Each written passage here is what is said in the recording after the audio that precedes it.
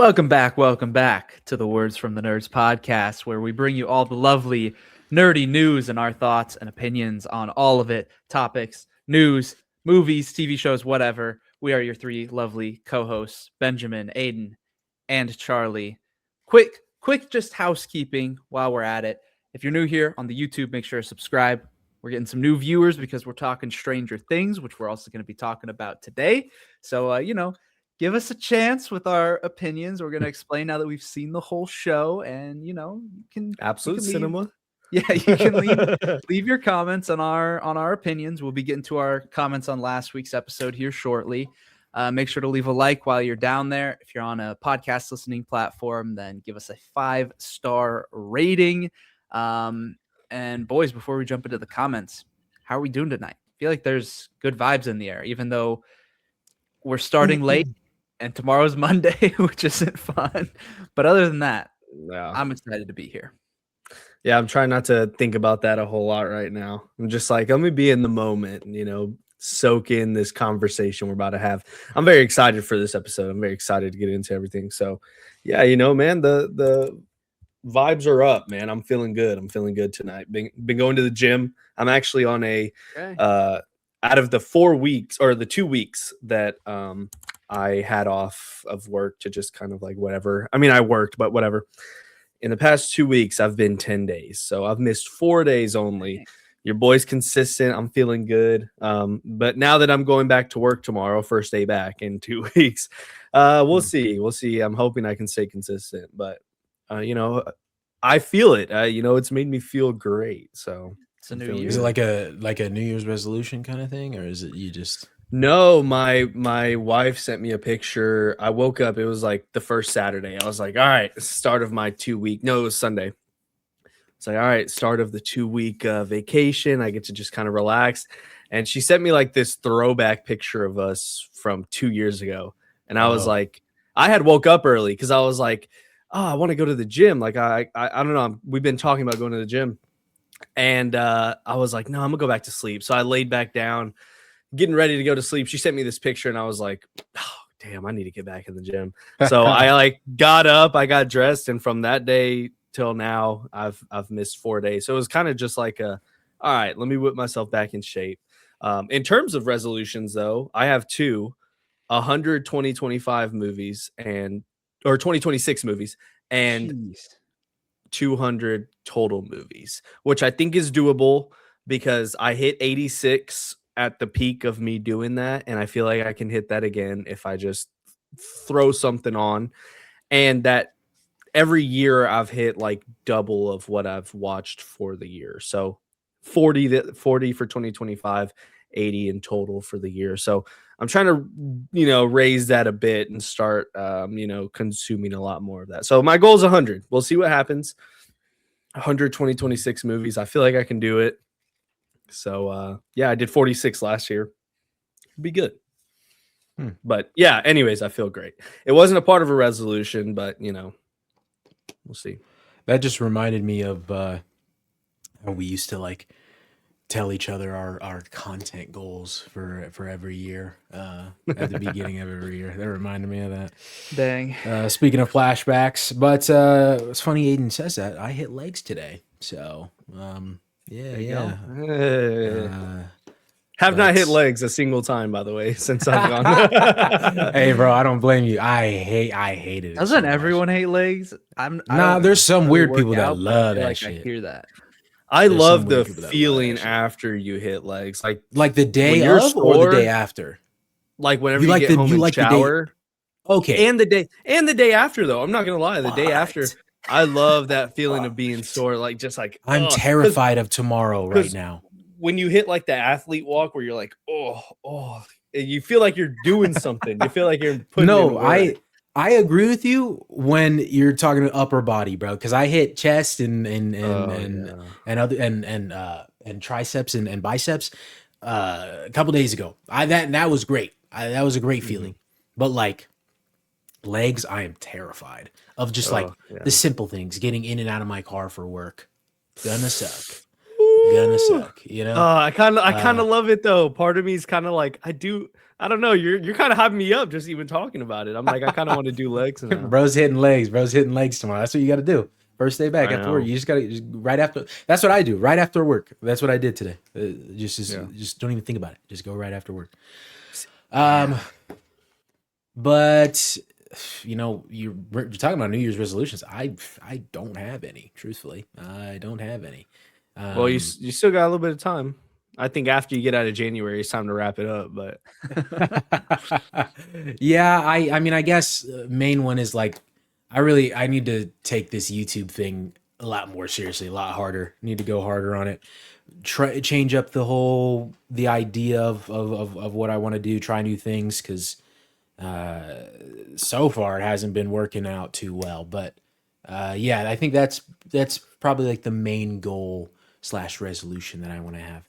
So if any of you want to watch my stuff, it's gaming stuff. So you little movie nerds probably won't be interested in that kind of thing. But have you thought about splitting up like similar style to your platinum videos, but doing it as like a multi-part series per game, and then also a summary like post game? That is a good idea. The only thing because I've thought about it, and the only reason I haven't done it is because it seems like it's a little like too Let's Play-y for me. And I guess I just have this preconceived notion in my head that like Let's Plays are like, that's like old YouTube. Like nobody's going to succeed doing that kind of stuff anymore, which I don't think is true. I don't think that's wholly true. It's just, it's something that's ingrained in my brain that I think that I won't be successful at that. But I should just give it a shot. Like I said, I should just try new things. And so I think that that's a good idea that I might steal from you, Benjamin. So yeah, you're welcome. Maybe, and also to get back on the clip grind for this shit, for this. Oh yeah, for our stuff. I'm there with That's another resolution for. We need to just like hold each other accountable. Sure.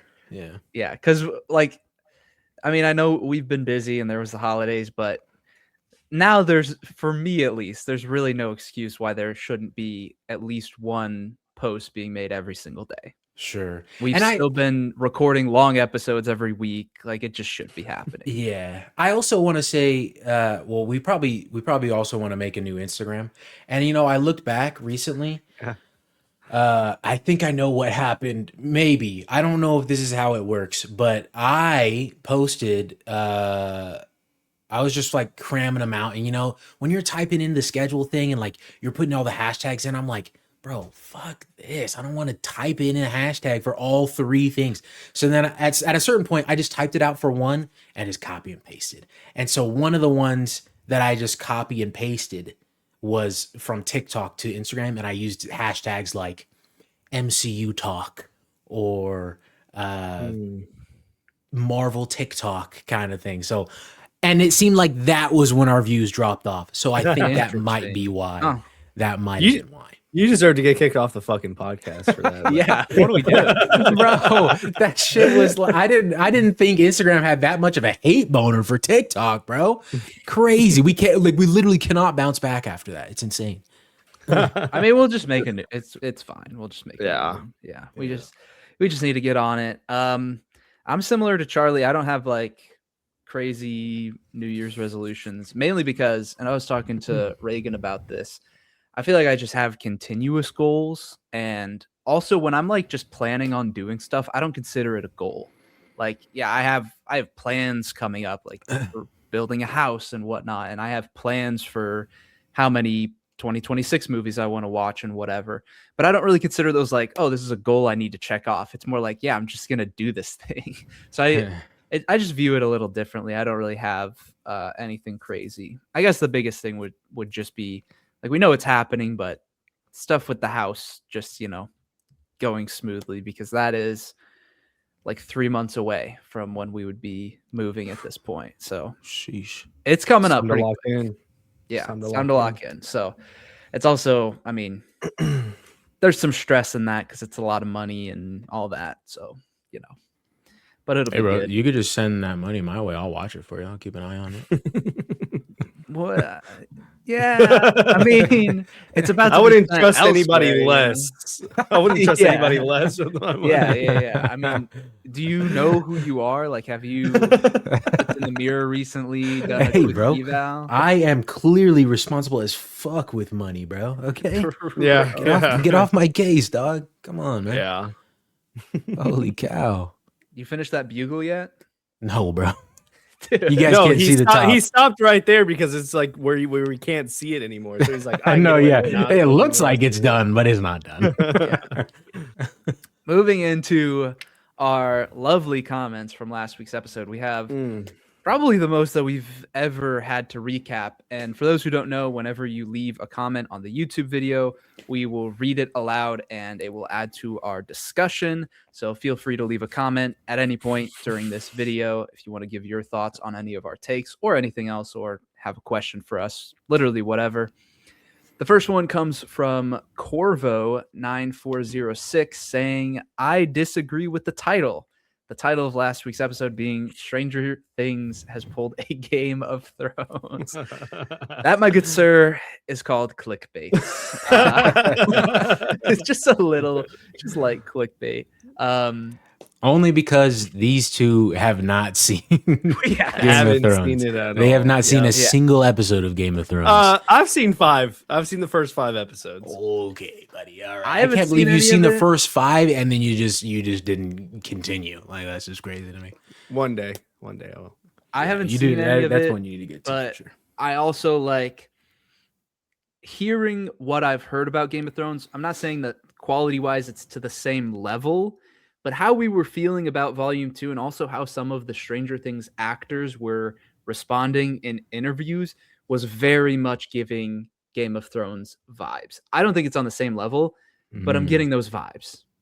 Definitely. See, the thing with Game of Thrones, though, even if it like the last season is like a volume 2 Stranger Things, at least you got 7 other good seasons rather That's than what I Stranger hear. Things 4. That's what I. You get that's what I 4 hear. good seasons of Stranger Things before Sure. that happens.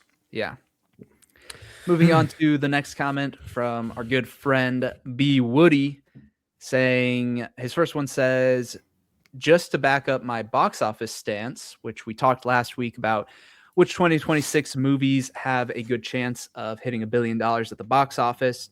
So Brandon says, I think The Odyssey has stiff competition, and being R-rated puts it at a disadvantage. I won't be shocked if it makes $1 billion, but I think it's got an uphill battle, and I wouldn't bet money on it being a lock for $1 billion, which is something that we kind of talked about. Its release window is right around Spider-Man, Supergirl, Toy Story 5. There's just a lot of big movies coming out in the summer. Brandon continues by saying, on Dune 3, I'll stand 11 toes down that it isn't making $1 billion, both due to the competition of Avengers and the book it's adapting being a lesser book than the first one. Also, I would be happy to join for a box office draft. Has Brandon Well- read the books, Aiden? Do you know this? Yeah. All of them? That's his biggest argument for Dune 3. Because trust me, we've talked about it extensively. After every episode that we talk about it, and I go see him, we talk about it there too. And I was like, I don't know, man. I still think Dune 3. And he keeps hammering home the book and what it's going to tackle in the book, and how this is the politics side of it. You know, this isn't the big action, like, you know, what we love about Paul and what we love about the first and second movie. This is a lot of talking, a lot of politics. And I've told him I trust Denis. He's my favorite director, one of my favorite directors. I absolutely trust Denis. I think he'll make it sauceful. I think he'll make it great. And he's like, I mean, I do too. I trust him too, but I am also worried, and I think that's going to hold it back from making $1 billion. So we've had our discussions. We've had our back and forths. I've stood 12 toes. I'll do you one better. I've stood 12 toes that Dune 3 will make a bill, but you know, I do think a box office draft would be insanely fun. And he was really excited about that too. And I think we could even set something up for, like, I think we were talking about the beginning of May, maybe March, definitely March, April, May, somewhere around there, just because summer and December is going to be the big moment, or all the big money and stuff. So Yeah. I'm definitely down for that. I'm super excited about the possibility of doing a box office draft as kind of like a little side, subplot to our Rotten Tomatoes draft.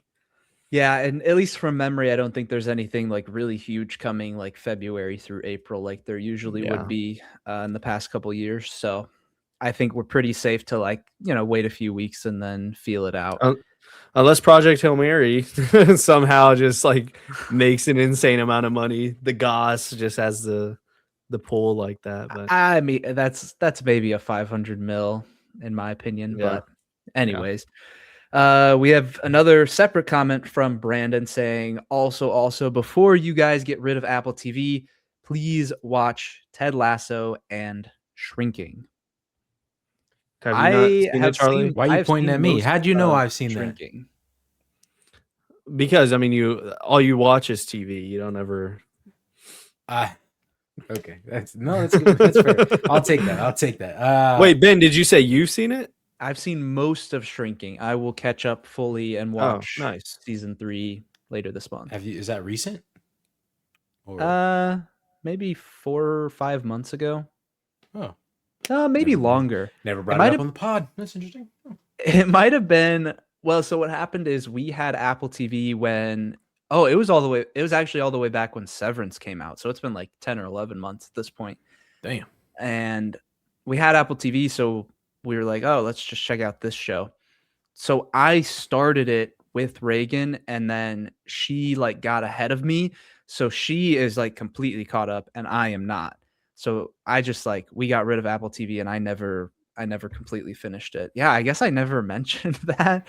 Dude, we were talking about like Invincible and Severance. Oh, that's fair. Daredevil. I don't That's remember. Fair. That's true. Yeah, Shrinking is one I need to watch. I have not seen a single episode of that one. I have seen all of Ted Lasso, though. I love the hell out of Ted Lasso. And I'm very excited that a 4th season is being made, because originally season 3 was going to be the end, I think. Really? Yeah. You're like one of the only people I've seen this excited about another Well, season. I'm excited just because I want more of these characters, and I don't think that I was like exactly pleased. I wasn't unpleased with where they ended up in season 3. So like I would love to see more and see specifically with Ted himself and some of the struggles he has. I'd love to see that fleshed out more. So hopefully that is the case with season 4 whenever that rolls around. But yeah, I love Ted Lasso, bro. Yeah, be curious, not judgmental. Is that the that's something you two could learn. Is that the dart Okay, scene? move on to the next topic. What do you say? Dart scene? Oh, that's the one scene you've seen of Ted Lasso? Yeah, The it actually is. Yeah. Like, to be honest, That's it's a popular scene. It has been on the internet quite a lot. Yeah. So, I makes mean, sense. I've heard great things about it. I don't know. I feel like I'm still behind on TV shows, and Barbecue sauce. there's always something to watch, so kind of tough. Moving on to our next comment from Tina Mitchell, says, I disagree. The Duffers tied everything up. They just about everything. They even left Jane's fate up to interpretation. Frankly, I believe. From the acting to the visuals, it was a joy to watch how the journey ends. Yeah, I mean, props to our main host today for having to decipher that one, because that one was a bit of a challenge. I mean, hey, nice. without hey, bro, we said we read the comments aloud. We didn't say we were going to be nice to these people. Okay. Yeah. Well. Yeah. I'm just kidding. Of course. Thank you for the comment. But I like, without going into too much of the finale itself, because I believe that that's more of what this comment was directed towards, considering we have not talked about it yet. Yeah, I mean, I'm happy you feel that way, and we'll tell you what we feel here in just a second. Yeah. So No, nope. Yeah. Yep. That's going to be most of the rest of these comments, so we'll just go through them. There's actually a reply to Tina's comment that said it was a show full of 80s tropes. These quote-unquote reviewers all want a realistic ending. That's not 80s style. It was fine.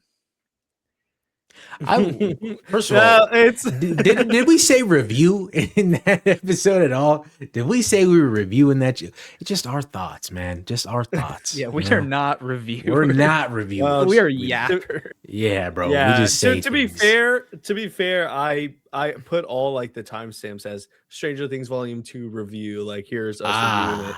You know maybe what? that's where they got We it. are reviewers. We are reviewing the damn show, and it doesn't matter what we think because we're entitled to our opinion, and we'll We're get film into it here in a critics. little bit. Yeah, we're film critics. We can say it. I was about to say, which we also did say that Volume 2 was fine, but I think it was more bad than fine, is what we said. So I gave a thumbs down. yeah. Yeah. Well, yeah. I think I gave a sideways thumb, but like leaning downwards. I Yeah. don't know. Yeah. And I also- was in between y'all. You were here. Ben was here. We'll obviously talk about Stranger Things, but the notion of these reviewers all want a realistic ending. We're talking about Stranger Things, bro. They literally went to a different dimension. Like, what are we talking about? Realism was out the window. Episode 1 of this show, buddy. When Yeah. someone Oh. went to a different dimension, what do you Well, want? And even then, though, all I would say is like, I want an ending that's realistic relative to the show. And I still, Yeah. It's I'm fine. gonna stop. We'll get into I'll stop. it. Yeah, I'll stop. Yeah. The next comment from Draco Wuhan: plot armor killed this season, which in turn killed the show. oh, only this season? Plot armor killed? This show? That's what the commenter says. Okay. Yeah. Interesting. yeah. Only this season. We'll Yeah. talk Well, later, but I yeah. think we all agree that plot armor for this whole show has been a big hindrance. Big Yep. hindrance. Yep. Then we have Hale Bale. Nothing, I repeat, nothing was as bad as the last Game of Thrones series. Nothing has come close yet. Yet is crazy because Listen, I'm not that big of a hater on season 8 of Game of Thrones. Like, it wasn't great, but it's not like people act like it's the devil. Like, wait, calm down, do you actually bro. think that parts of this season of Stranger Things are worse than season 8 of Game of Thrones? More boring? Well, what do you- Volume 2 is a whole hell of a lot more boring than the final season of Game of Thrones. That's But for like damn sure. relative to its show or just a standalone season, because like what Game of Thrones final season did for its show compared to what Stranger Things final season did for its show, that's what I'd be more curious to know, if Stranger Things final season has come close to that. Obviously, it's not on the same level as Game of Thrones. I understand that. I've heard people talk, but relative to its show, Relative to its show in terms of story and what the final season has done to the show. yeah, what it did to the show. No, Game of Thrones did not come close to that. Or sorry, Stranger Things did not come close to that. I have a lot of problems with season 8 of Game of Thrones, and it does stem from a lot of the story stuff that like seemingly just goes like. No, I don't want to say much because I think you guys will watch it someday. So, but Yeah. Yeah. Cool. All right. The final comment from Raymond says, Did you save the "Does best for anyone-" last? I did. It's going to be a good transition into our discussion. Is anyone going to admit that they were wrong about everything? Steve didn't die. Collie wasn't a traitor. And Will and Mike do not kiss. And the Duffer Brothers fooled you all for 10 years. Let me guess, you didn't like the ending because none of your stupid predictions or theories or assumptions were correct. You're making nerds look bad. Good sir, it is YOU apostrophe RE, not YOUR. No way, you just hit him with the your correction. I did. Classic. And classic. can we? I mean, okay, no, I'll save this. I'll save it. Making nerds look bad. That just pissed me off. It's just fun. I want it out there. That just pissed me off. Okay. I just- because there is a very clear difference. Dude, without getting into my thoughts on this, there are people in this Stranger Things nerd fandom that genuinely think we're getting another episode this week. Let's just make that clear, bro. Oh, I can't wait to get into that. Oh my goodness.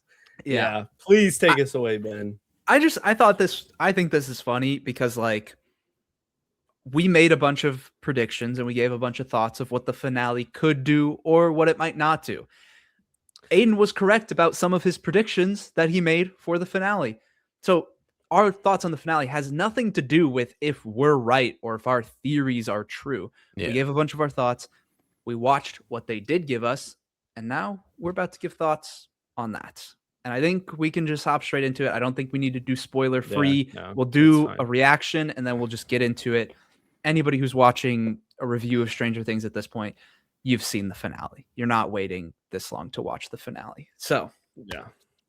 our thoughts on Stranger Things Season 5, Episode 8, The Right Side Up, in 3, 2, 1.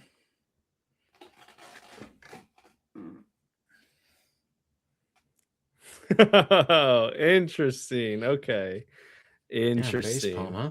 Facepalm, huh? Hmm. Really, that bad for you, Ben?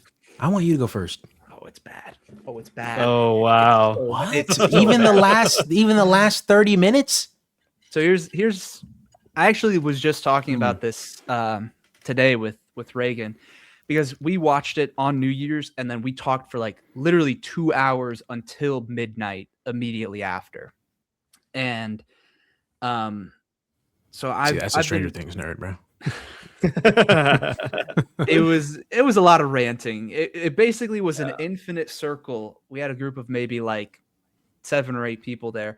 It was just an infinite circle of discussing one topic and then it would lead into discussing another topic and it just kept going and going and going. And there were some people who at first were just like, "Oh man, like I kind of liked that." And then as time went on, they're like, "Can we stop talking? You guys are making me hate this."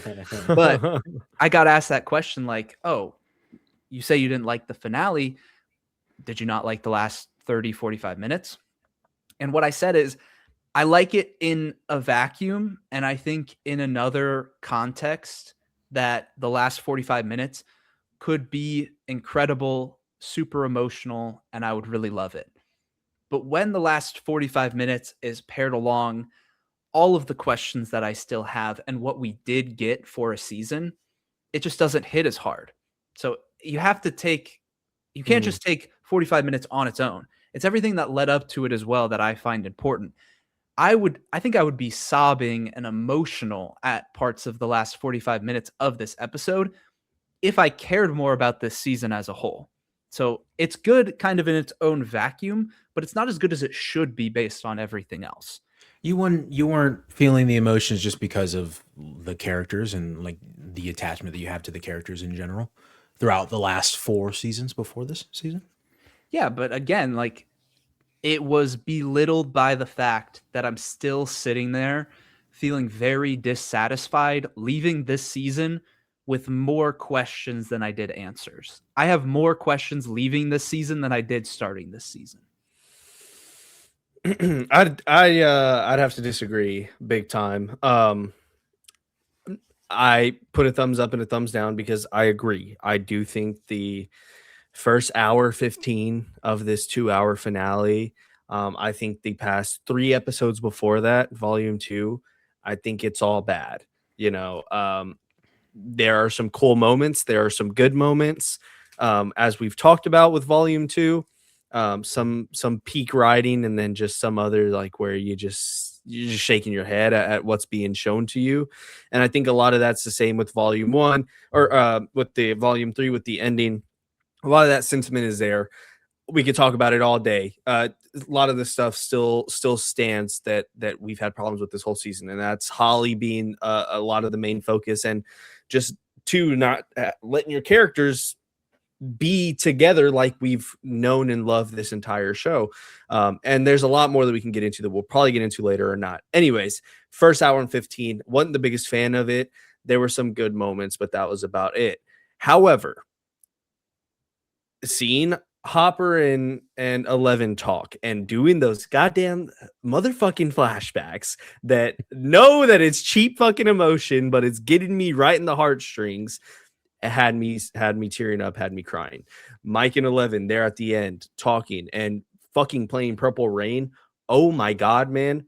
Purple Rain coming in hit like a fucking truck, bro. And I'm seeing these flashbacks of this show that I watched, years ago, whenever I was a kid, right? Whenever I was a minor, bro. Like I'm 23 now. Like that's insane. And so, yeah, when I was underage, right? No, this show has groomed me. No, That's like insane. show from like so long ago, like knowing that, like, damn, I was like sitting here watching this as it was coming out. This is the first time I've ever experienced something like that, right? Like I didn't catch Breaking Bad when it first came out. I didn't catch Better Call Saul when its first episode came out. This is one of the only projects that I did. So seeing that and those emotions and seeing them hang it up at the end, look, say what you want about this season, say what you want about how bad it is, because I will agree with you every step of the way, right? There's a lot of stuff that I didn't like about Volume 2 or a lot of Volume 3. But I can't let that take away from season 1, 2, 3, and 4 are ending. I'm not getting no more of season 1, 2, 3, and 4. The show is coming to an end and there will be no more after this. So I think the epilogue is perfect. Actually, I think the last 45 minutes is amazing. It made me tear up a lot. I think that a lot of my issues come with the front half of it. But again, I went into it knowing, hey, look, there's no way that they're going to wrap this up and I'm going to feel satisfied because Volume 2 shit the bed. I'll take what they give me, and I hope that they can land it, and I hope the epilogue is good. And the epilogue was great. I think the epilogue was amazing, and I can detach and be satisfied with that because I'm also losing seasons 1, 2, 3, and 4, which I think are great. If anything, 1, 3, and 4. So the front half of Volume 3 being bad and all of Volume 2 being bad didn't really take away from the epilogue for me at all. I mean, I was still able to be to feel the moment and be sad and be emotional that this show is ending, regardless of the Duffer Brothers spitting, kicking, stomping, and shitting on what they've created the first 4 seasons. Yeah, I liked the epilogue as well. No, I don't know if I think it was perfect, but I did very much enjoy it. Just like getting to like instead of a flashback, which as Aiden mentioned they love to do, we get to see like a flash forward of all the characters, and I thought that was really cool. And just describing it all in D&D terms, like Mike's telling the story, like I just thought it was a very cool full circle thing. And then even graduation little things like Dustin literally did exactly what Eddie said he was going to do when he graduated. Kind of cringe. And then yeah, keep going. it was kind of a cringe. It was kind of a cringe moment, but it was a cringe. It was like the speech was cringe, sure, but just the fact that like doing literally everything Eddie described, I thought that was cool. As for like I literally when Elle did the big thing without getting into spoilers, and she's like, jump. You can say it. Oh, really? Right now? Okay. Yeah. When Elle's jumping at the mind flare, bro, dude, it went like, why? I was like, am I watching a Marvel movie, bro? Like, what the fuck is like this scene? I imagine that's what like other people feel like watching Marvel movies. I was like, oh damn, this kind of might be what they're talking about. Low key, bro, low key, because I was like, what is happening right now? Like, this is insane, and not in like a great way. I wasn't. Like in the great, like sure, it's a grand thing that's happening and it's crazy, and that's what they were going for. Oh, it's the finale, the series finale. We gotta like really go all out there. But like, man, you already did Big Monster. You did Big Monster season 3, bro. Now you just did even bigger Monster with Little Monster inside, and it's like, come on, man. I don't like that's not really doing anything for me. Sure, I did love watching all the kids work to not just the kids, but everybody working together to take down the damn thing. But then in that we get into the plot armor situation, like why not let Steve fall right there? Why not let Steve fall right there at the beginning? That would be crazy. If you actually let him die right before we get into the heat of things, damn. Imagine that, you know? But no, y'all don't want to do anything crazy like that. As for like little moments that I thought were cool in the first half, I mentioned last week that a Will and L moment would be really sick. Not executed well at all. I think, which really sucks because I was like, that's a layup for them. That would be so easy for them to hit and have that hit for me so hard, and like it might mildly hit. And oh my god, I'll tell you, bro. When Will started talking to Vecna, he's like, "You're just like me. You're just a vessel." I was like, Yo, "Aiden, shut I the know fuck both up of right y'all. now." I was like, know. "Aiden, shut the fuck up right now." I was know like, both of "Aiden, y'all no were like, fucking way." yo. I was stressing. I was like, no way. Please. I was about to be I pissed, was bro. like, dude, I'd kill to see their reactions watching this right now. Oh my god. I literally said, "Aiden, shut the fuck up." That's crazy. But yeah, other than that, I did love that Joyce got to kill Vecna, and I loved that scene as well. I mean, again, cheap emotions with the flashbacks, but I thought that we're cutting to every character and how Vecna and the Mind Flayer as a whole have affected them and the losses that they've gone through. I thought that was a really great moment, and I love that Joyce, like the one who really kind of kicked the whole thing off by having to like look for Will in such a stretch. Like I thought that was awesome that she got to do that, and it was a really impactful scene, I think. But beyond that, in the first half, nothing. I guess getting to see Vecna interact with Hopper for the first time was interesting, but and it was like if he had actually shot L, like imagine, man, like I don't know, dude. There's just so many different cool things that they start to do that would, like, if they followed through, like would be, and it comes back to volume 2, like have Jonathan and Nancy die there, bro. It's the same kind of thing. So I don't know. There's like, Can I add on a couple things like that? go ahead.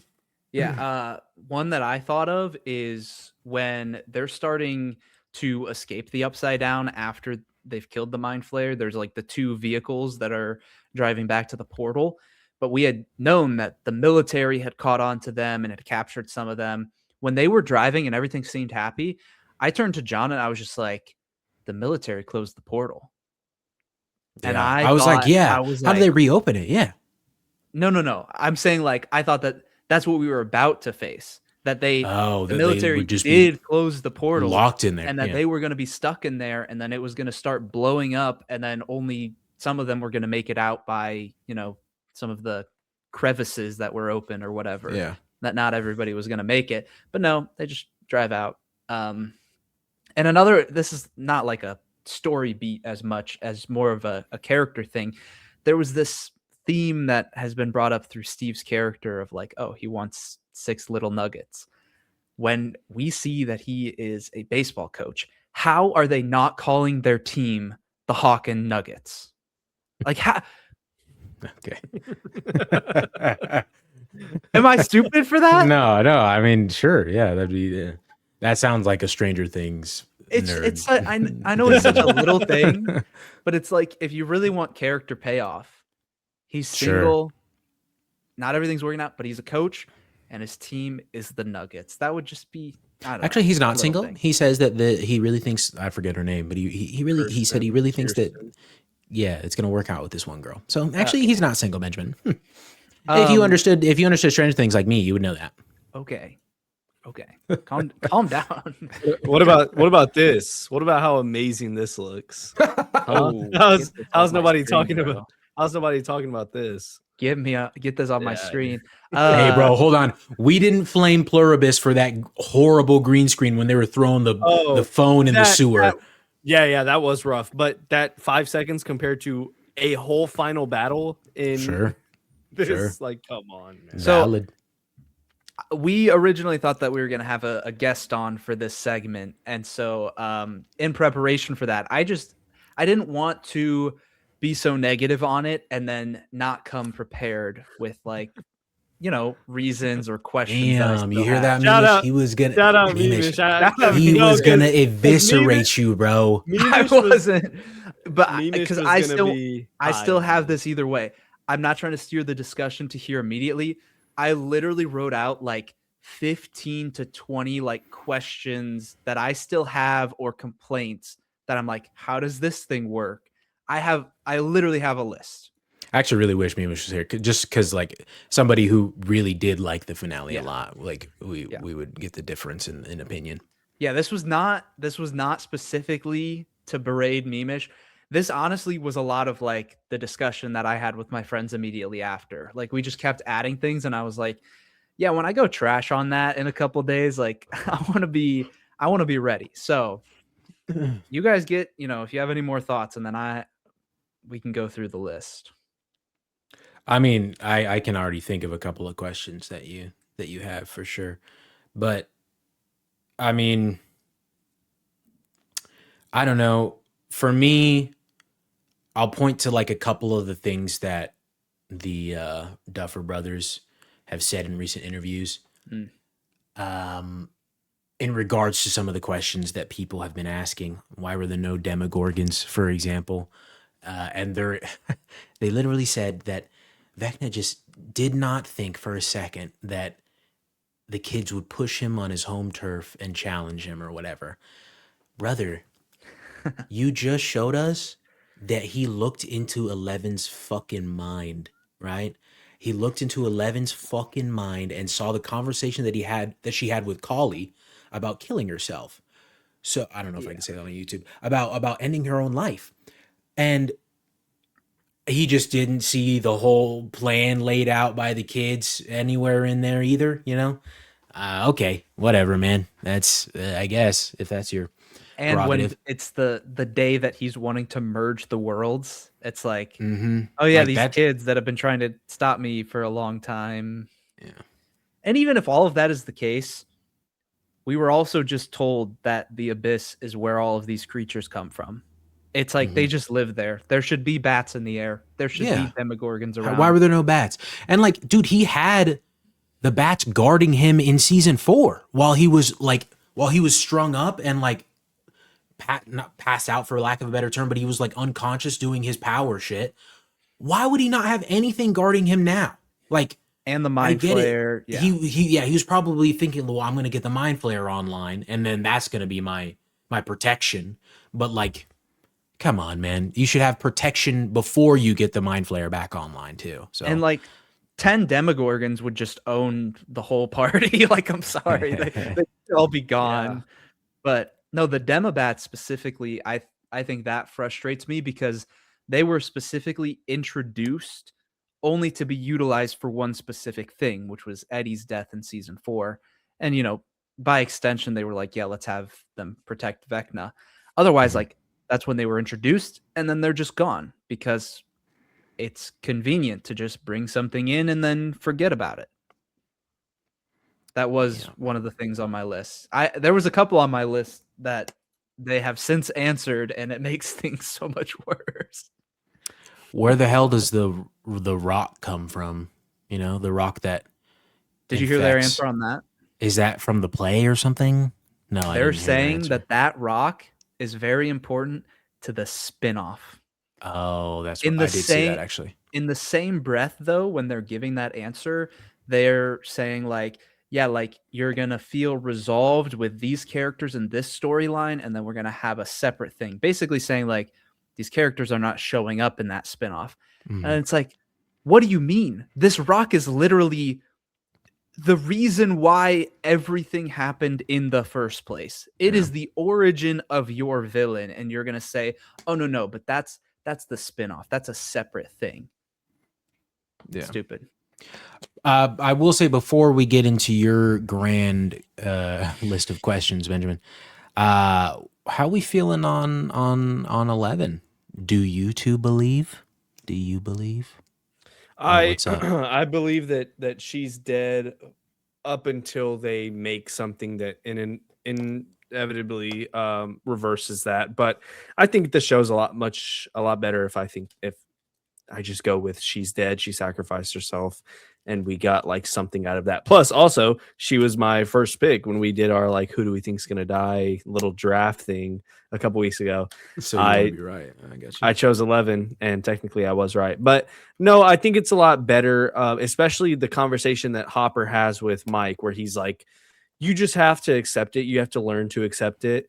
Because trust me, I've been down that. Tells is his version of accepting. I've been down that other road before, and it's not where you want to be. I thought that was actually really, really great. No, it was really great. Yeah, really great. But yeah, I think him saying that, and then right after that, Mike coming back to graduation, and then having that party with them, and then explaining how he helps himself sleep at night. I think that's great, and I think her still being alive and him actually knowing all of that stuff and being like, yeah, no, this is what happened, and like, I believe it, but I don't know. I just think that ending works better as him accepting that as his headcanon or whatever. But Yeah. I think she's dead just because I want to hold on to something that the Duffer brothers got paid millions of dollars to not just give us a load of horse shit, because they did. This helps me at least think that they didn't. So I'm choosing to stick with that. I think she is dead, but I also think that here in 5 years, depending, I guess now the lifespan for legacy sequels is 5 years, 10 years, whatever, less than that. So Doomsday, seeing as that's the trend, I think here in 5 years, when we get a Stranger Things and they're all grown up, that will be whenever they probably bring 11 back. But for now, I like to believe that. I think she's alive. Like the explanation makes sense, other than the Kali thing. Like, how would she know like when to? How would she know when? Well, how does she not bleed out for an hour? How did she stay alive? I mean, I understand that like when Hopper rocked up and saw that she was dead, he was not sad about it at all. But it's still like, yeah, she just laid there and then knew what to do. But like, if we're gonna buy into that, then yeah, I think that she is alive. I wish that it was more up to our interpretation, though. I really hate that they gave us footage of her in Scotland or wherever she was. I hated that. Like, don't show me that. Just I think even that is supposed to just be like a maybe thing. Like that's what they picture. That's what the kids picture in their head. But I'm with you. I do think she's alive. But I also am with Aiden in the sense that like, I wish she was dead, because I do not buy for a second that Elle would ditch this group of people. Yeah. Like, I agree. Literally they're her entire life. Like those are who she knows. Those are the people that she fucking knows. And I don't think that she would abandon them. I think that's out of character for her to do. Cause like you could make the argument, oh, but they would be in danger. No, not them. She would be. And I don't even know if she would be at this point.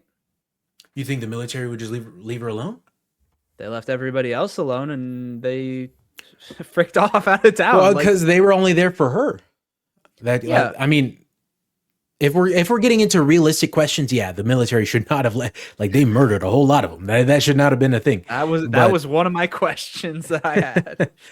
That should not have been a thing at all. But yeah, I'm just saying, her rejoining the group and just like staying in hiding, not using her powers. I don't know if that's a crazy thing. Sure. I don't know. But yeah. I think she's alive too. I don't think they would show us that without.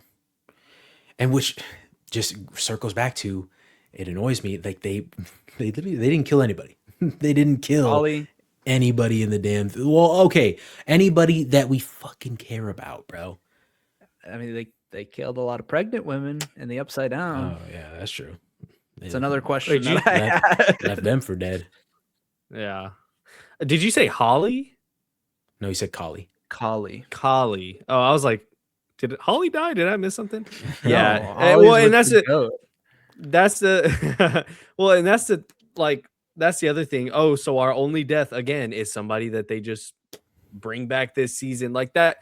I don't know how we didn't put together, oh, they brought Collie back. That's going to be their death. Like, they've done this before. They introduced Eddie. That's their death. Like, Well, it's because it's we what the thought Duffer like Brothers fucking do. final season, we thought they'd actually have some fucking gonads to do Also, something, bro. they should have, because can we talk about how absolutely terrible their plan was to fight the Mind Flayer? I'm not saying all of them. Steve and Dustin going directly underneath it. I was like, what are we doing? It's just gonna lay down and stomp on you. Oh yeah, dude. Bro. It's rough. And I just think it's hilarious again before Ben gets to his thing. I think it's just so fucking funny that like this crowd of Stranger Things fans, and if you take offense to this, maybe it's for you, but you shouldn't, because I'm just being very general. All of this stuff about a secret episode, I feel so bad. It genuinely makes me feel so bad because I'm like, they are wanting that much more, and they can't. Like, it's not. It's more reasonable to talk about a final episode that would not be advertised or marketed anywhere, and just be in secret, like as if Netflix would ever want to do that. Yeah, it's more reasonable to go there than it is to just accept that the Duffer Brothers are fucking shit at what they do, because that's what happened. All of these inconsistencies and like, oh, this isn't the same color as this, and this doesn't make sense. Yeah, buddy, it's called horrible writing. The Duffer Brothers gave you a sack of shit. That's what that is. I saw somebody say, because one of the brothers is going through a divorce, and I saw somebody say that his wife was the real writer for all the other seasons, and now they were left high and dry for this last one, bro. Okay, that's fucked. That's kind of wild, yeah. I'd be so pissed if I saw that. It was somebody. Holy his wife is divorcing him. That's the reason why the show is shit. It's like, damn, bro. Yeah, that's kind chill on me. I don't know. Yeah, I just think I just feel bad for them. Also, I've seen a lot of comparisons. I know guys, we're about to get the biggest eye roll of the century from these two. A lot of AOT, a lot of Attack on Titan parallels in the finale, like a lot, to the point where it feels like it's kind of inspired. And a lot of these people that are like fiending for more and fiending for a more satisfying conclusion or some more satisfying plot twist. Go watch that. AOT is right there, because it's a lot like season 5. At least it's a lot like season 5 of Stranger Things. And I think they'd find a lot of that comfort in Attack on Titan. So if nothing else, from that, Stranger Things fans, if you take nothing else, and there is no secret episode, which I'm sorry to spoil it, there won't be. There's not. Attack on Titan is a perfect supplement for what you're missing from season 5 of Stranger Things. So I rest my case. Yeah. For what I have written down, we touched on like probably 5 of them or something. When I like phrase it as a question, if you guys have an answer for me, go ahead. If not, you'll just say, "Yep, next." And if you agree that like it's a problem and wasn't explained well. All right. So the first one that I have written down: why does the Upside Down mimic Hawkins, but the Abyss is not mimicked on the other side of the wormhole? Wait, ask that one more time. Sorry, I was typing something. Why does the Upside Down mimic Hawkins, but the Abyss is not mimicked on the other side of the wormhole? Maybe it is. Actually, I think it kind of is, because it's just like a hilly. It's just like rocky hills and whatnot. Are there not rocky hills sticking off of the ceiling? I think the better wait, so you're asking why the Upside Down isn't reflected also through the Abyss like Hawkins, or yeah. Because I think it is, though. I think it is. I don't know if I'd go to that. Where I immediately would go to is when 11 banished 1. When she banished Henry into the Abyss and sent him there, his way to get back from the Abyss to Hawkins, there was no way until the Upside Down was formed. And because it was formed over Hawkins, it mimics Hawkins. Again, it just there, but there's so many different like avenues that I think it's just one of those things where you're like, they're like, shh, don't look too far into this. Don't worry. Shh, you'll be fine if you just imagine that everything makes sense. I think I just hate the wormhole thing. And they said that apparently they've had that answer since season 1, since Netflix like asked them early in development, like, hey, what is the upside down? And so they had to flesh out some of the lore behind this world. And they decided that early on. I think it's stupid, personally. Mm-hmm. And I still wish that we like officially saw the exact interaction that directly created the upside down and it being a connection between Hawkins and the Abyss. I wish that we saw that inception. Like, imagine we're in Hawkins and then boom, and we travel through the upside down and then through into the Abyss. Like, if we actually saw that and could tell this is what happened, I would at least appreciate it a little bit more, because I'm still like, I don't buy it. It gets real messy. I think one of my, and please, I'm genuinely just asking out of curiosity because I'm sure I just forgot. But why is the upside down frozen on Will on the date that Will? It's frozen on the date Will got taken, right? It's not frozen. Or it's like time stopped moving forward. But it's all like November 6th, right? But is it the date that we Will saw got in season 4 that because Nancy picked up a Nancy goes journal looking for a gun, but was it on the day that Will was captured? It was. Yeah. But it is reason, okay. The reason is not because time stopped. It's because the upside down was created in that moment, exactly how Hawkins was. Mm-hmm. And then nobody is in the upside down Nancy's not there to write her journal entries. Yeah. So it's not that time is actually frozen. Wait. So the upside down was created when Vecna grabbed Will, not when. I thought it was created when Papa made Elle go looking for Henry. And then they formed a connection. Remember, that was the whole thing. Papa made Elle look for Henry in season 1. This is like when she's in the tank. That's what he's having her do, is try to find Henry. Mm-hmm. And that's where she pokes the Demogorgon. And then that's when the connection between the worlds is made. This is saying those things happened on the same day. The upside down was created on November 6th, 1983. Because that's also when Okay.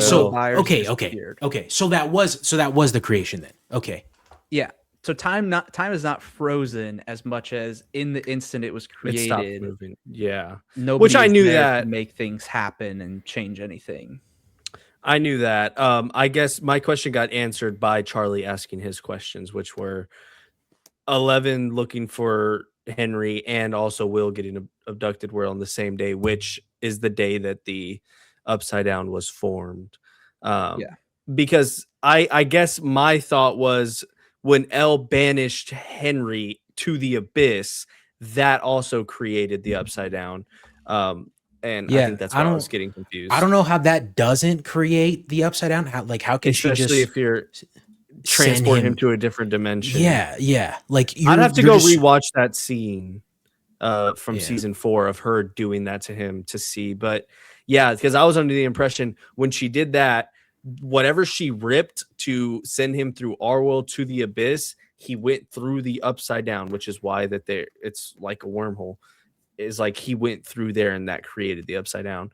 But I was like, if it was formed on November 6th when Will was taken, how does that make sense? Because that happened way before that. Yeah, that happened before. Yeah. I don't have to think about this anymore. The show's over. So I don't know why the fuck I'm asking questions. But anyways, continue. How was the wormhole even stabilized in the first place after the upside down was created? Well, they said that Brenner did it. Where did the wall just come from? Because I feel like that, like, by the dark matter, you're saying, Charlie? Yeah. Like Brenner contained the dark matter. I thought that's what they were saying. Like Dustin found Brenner's notebook, and Brenner found a way to like stabilize it, not contain it. But in the upside down, after they created a wormhole, like, what do you mean? Where's the confusion there? What do you mean? How would they be able to enter the upside down, which is a wormhole, and not get sucked out into space and be able to stabilize it? Oh, you think that maybe I'm thinking about it wrong. I guess so. You're saying that the singularity made the wall. Well, because that's what was going to. I mean, that's what caused a break in the wall was it Yeah, it was when exploding. yeah. And when it completely exploded was when apparently the whole thing went crashing down. But I'm saying, how did that get there in the first place? How did it stabilize? It like I don't buy that Brenner was able, like, okay, let's say that Brenner understood this dark matter. How did he get it into the upside down if it wasn't stabilized? If that's what's stabilizing it, it's a paradox. How does it get there? Sure. Why did Valid and why do question. we have that, like, the radius that is Hawkins, the reflection of Hawkins in the upside down? Why is it the radius that it is? Why wasn't it a larger slice of Hawkins or a smaller slice of Hawkins? Not that those things, like, those are such little things, but it's more so like, if you're going to tell us like, oh yeah, it's a wormhole, here's what it kind of looks like. Yeah, why did it? Yeah. Why is it as big I can as buy it that is? the epicenter is the lab because that's where it was created. But like, also, the abyss is way, way bigger. Well, actually, that does make sense. Never mind. well, it's a whole nother world. Yeah. I take that back. Back. Okay. Immediate thought. Okay, let's move on. Why did Henry need 12 kids to move the abyss closer to Hawkins? What were the kids even doing? Saying that they're vessels. And why could the Mind Flayer not have done that years and years ago? Why could he not have, when he took Will, just taken 12 kids and done it right away? And why did it need to take place on November 6th? Yeah, what was Vecna's plan in season 4? Oh god. Wait, he was cracking open the world. So that was like the first step of this. He was cracking open Hawkins, so then there were the cracks were there so that the abyss could come through. Bring the abyss in. Yeah. Okay. Because the whole thing is like, getting Chrissy and opening all of these small little portals, and then it ends with the big. Because my immediate reaction to that question, man, is like, well, maybe that wasn't the plan the whole time for the Mind Flayer, but also that's kind of what they say in this finale, like when Henry merges with the Mind Flayer and the Rock, like, find me, bring me to this world, or whatever it says to him.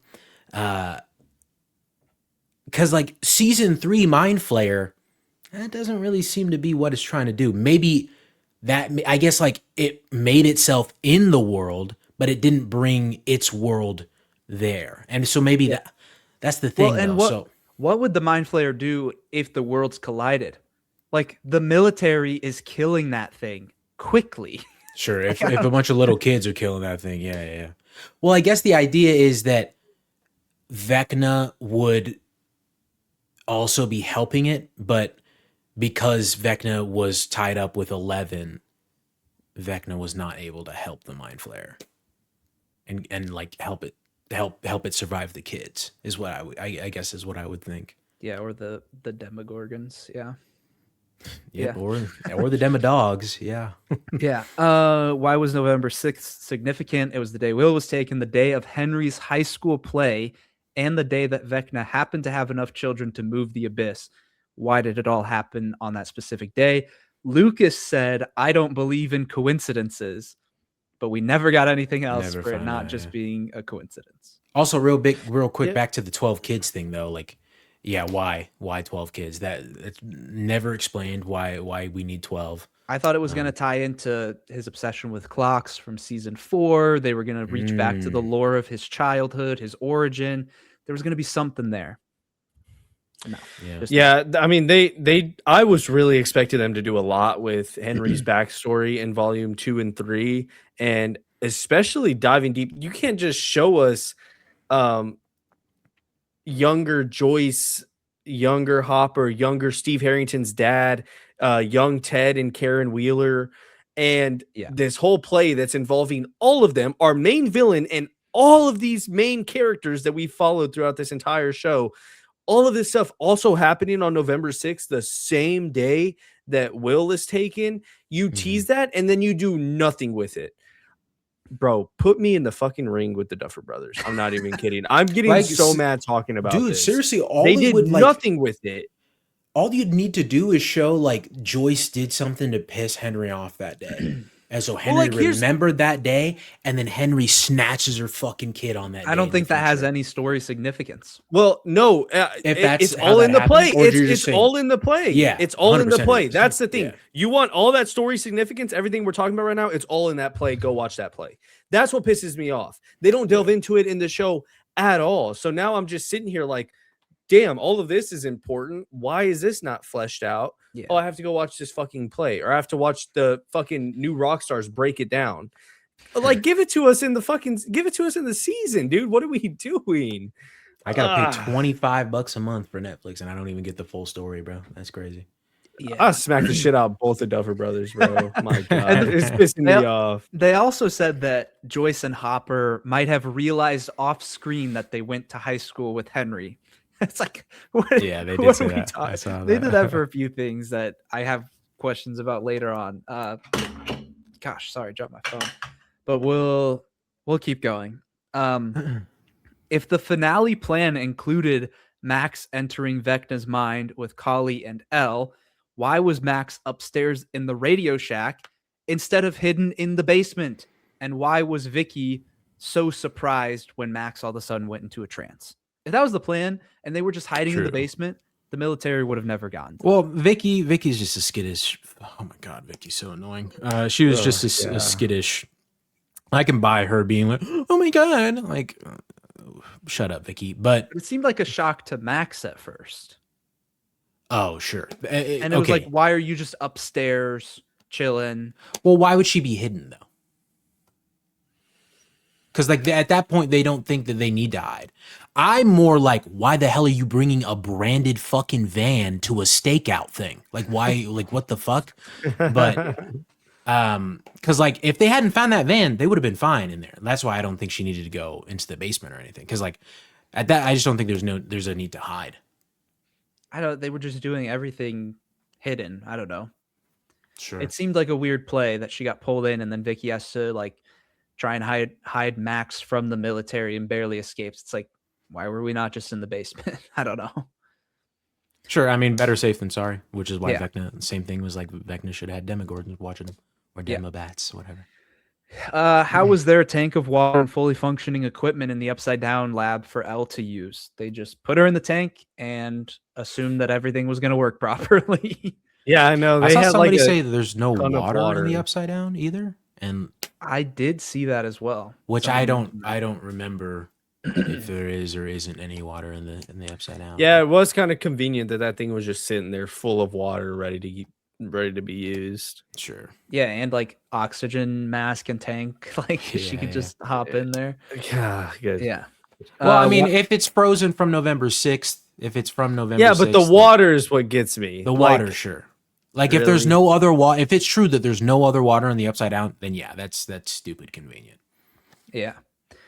Why was Will not affected when Vecna and the Mind Flayer were getting hurt by everybody else? The Duffer brothers commented on this and basically said, yeah, that was a thing for 4 seasons, but we wanted to focus on like a heroic ending. They literally said that. What the they literally said that. What is their like logic here, dude? Like they're just like, nah, we Charlie's didn't want to crashing go. out. We set it up like that. I know we set it up like that, but in the end, we just didn't want it that way. So we just decided to not do it. What? What are you talking about, bro? What do you mean? If you set that up where like he's feeling the Demogorgons being burned alive, and then we're watching the main honcho get his head chopped off by his mommy, and he's just sitting there chilling, bro. Get out of here, man. No, we wanted it to be more heroic. They wanted a happy dude. ending. we haven't seen Charlie crash out like this in a while. I love it. That's so annoying, dude. What the fuck? Yeah. All right.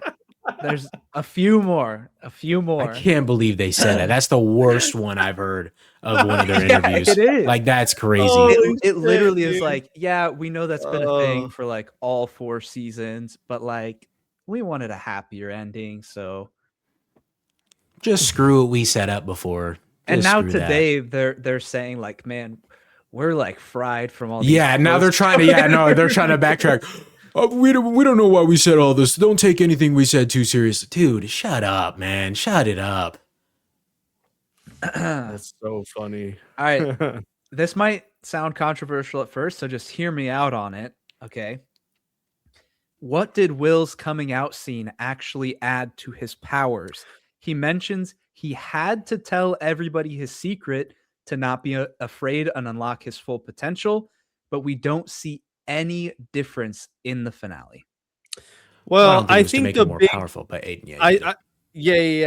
I think the biggest thing with that was the worry of, and I think Charlie, you even touched on this last episode too, or whenever we got volume 2. The worry of Vecna using that against him to weaken him and get closer to his family and friends when it came down to a crucial point in the fight. And Charlie, I think you even said that and said that you loved about it, but the way it plays out was not good, and some of the people that were there was not good. And I agree. But because I was actually rewatching that when I was at the gym. I was walking on the treadmill and I was like, I want to rewatch some of our old episodes and see what our thoughts were on volume 2 and all this stuff now that it's out. And I came across that one and I actually really liked you actually changed my mind a little bit on the scene because he says that Vecna could use that against him, and his biggest worry is that maybe he gets shunned for it, or maybe his mom hates him or his friends hate him, and especially Mike. Everything with Mike that is so crucial to him. And so for him to get that out, to know how they truly feel and know what exactly it is they're dealing with, he won't have to worry about Vecna using that against him, especially because Vecna excels at using traumatic experiences and traumatic pasts to torment people, such as whenever he showed his dad's newborn burning in a chimney in season 4.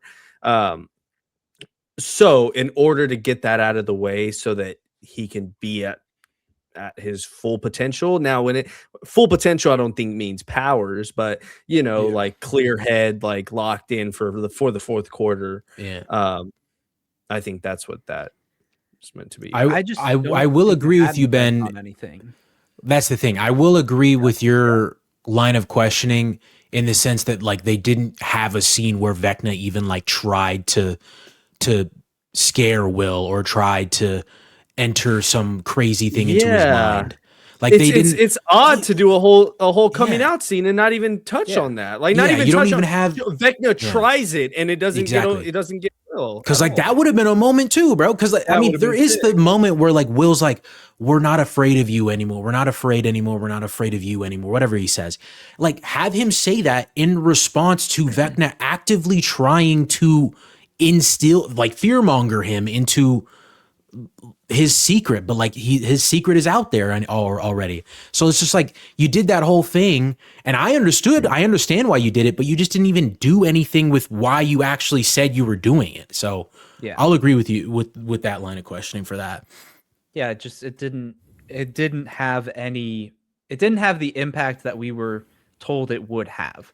Like if you just had it as a character moment where, I mean, take Will's powers away from this whole season and you just have a moment where because of everything that's happening, because of the stakes, whatever, you still have that moment.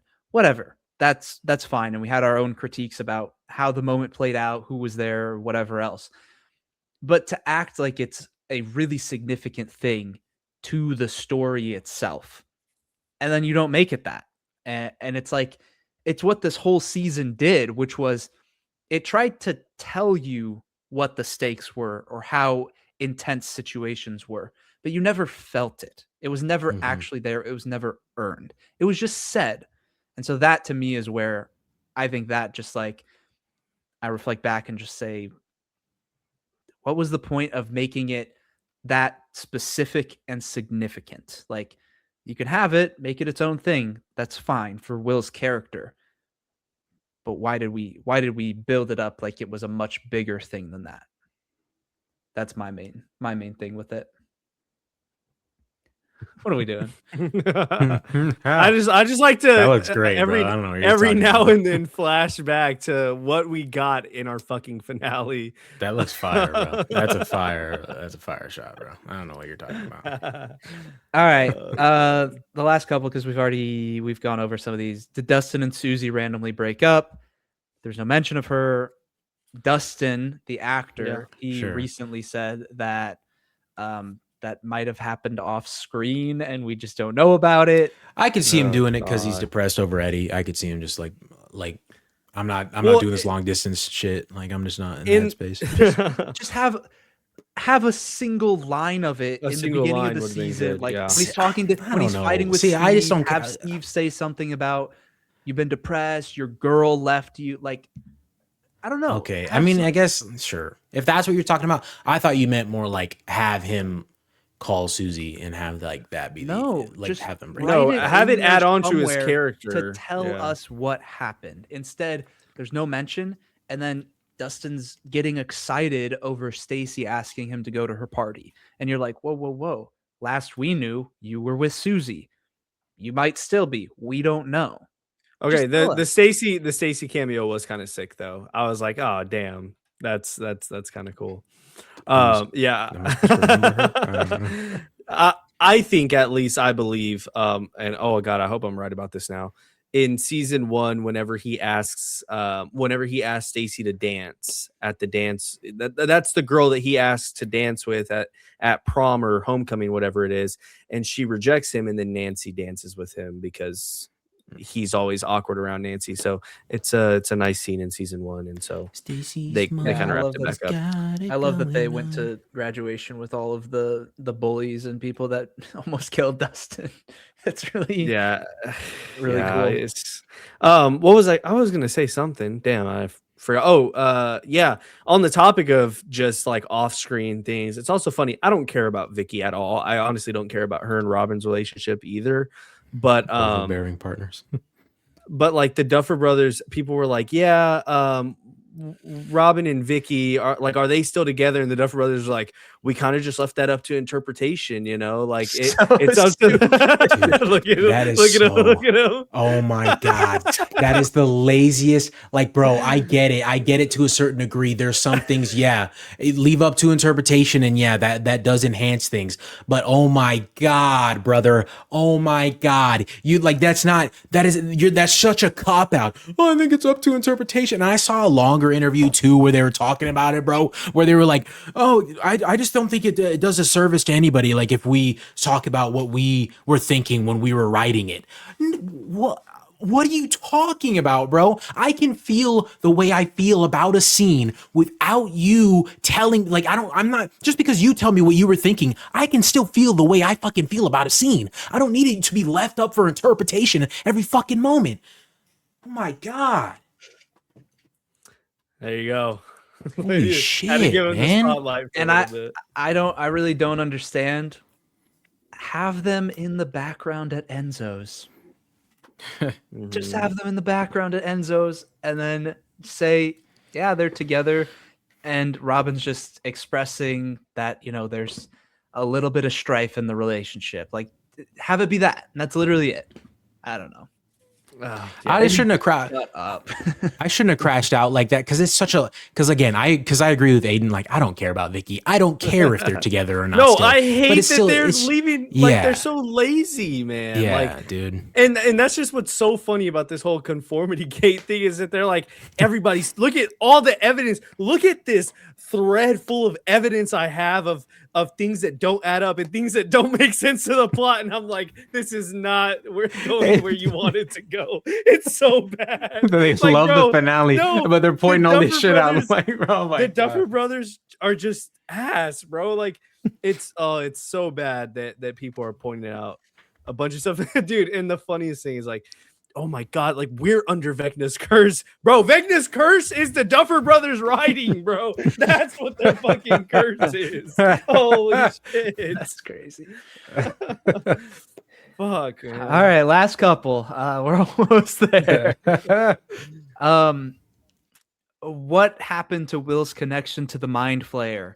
We see all of the children release the smoke when they get disconnected from the Mind Flayer. Will never does. Does he still have powers? Is the Mind Flayer still out there because the Secret physical episode. body was killed? But we know from season 3 that you can have a physical body killed, but the Mind Flayer is still out there. We might just be disconnected from it because it's in the abyss. So I think it's Ben, kinda... I think you've put more thought into these questions than they did into their 5th season. Bro, At this point.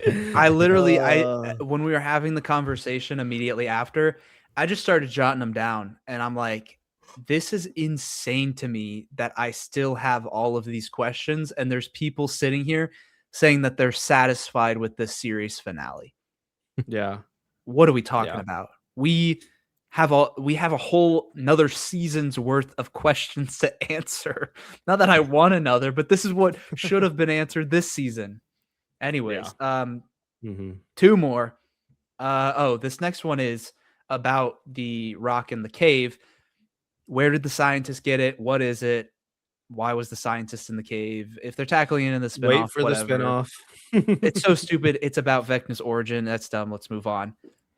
Last thing, and you could call this CinemaSins if you want to. I do not care. Here we go. How are we?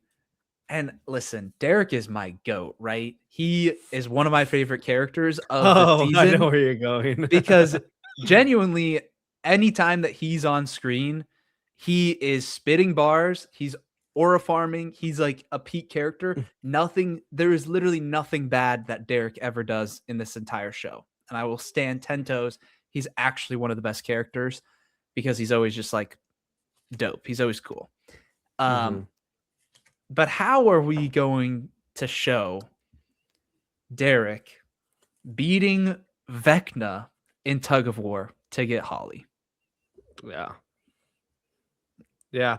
When the second time I watched the scene, as soon as his hand gets like a little bit into the cave, his like powers kind of like shy away. But there's no reason why, if he's in a tug of war with Derek, that he should even get that far. So yeah, I mean, just yeah. It's Lucas kicking the Demodog and kicking it all the way out of the elevator. I swear, this finale, the Mind Flayer and Vecna don't even seem threatening at all. Oh, they're nerfed. There's Will's coming out scene lasted longer than their fight against Vecna. That. Like at that point, yeah, bro. At that point, like here's the thing.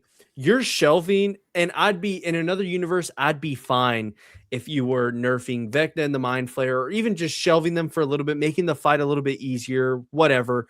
But what are you sacrificing it for? It's not good storytelling. It's not to let other plot devices breathe. It's not to focus on the backstory of this said character or one other character. You're sacrificing that for nothing, for 5 out of 10 bullshit. So now I'm mad about that. Plus, I'm also mad that this fight scene that's supposed to be our last big fight scene, destroying the Upside Down, this is our last big hurrah, is 6 fucking minutes. So now I'm mad about all of this stuff combined. It's like, you really think that that's a good finale? You really think that that's like palatable for this show that's stretched a decade long?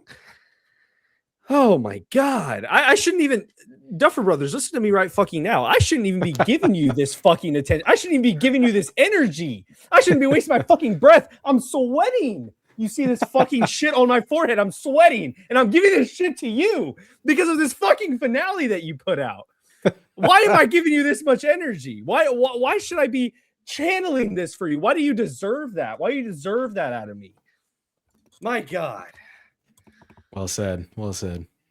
Yeah, pissing me off. That's the end of my list. So to answer one of the first questions that you asked me, I liked the 45 minutes of epilogue. Yeah, it wrapped things up. There's some good moments within there. But when I still have a laundry list of things that either don't make sense, are stupid, are unanswered questions, I cannot feel satisfied even watching the final 45 minutes.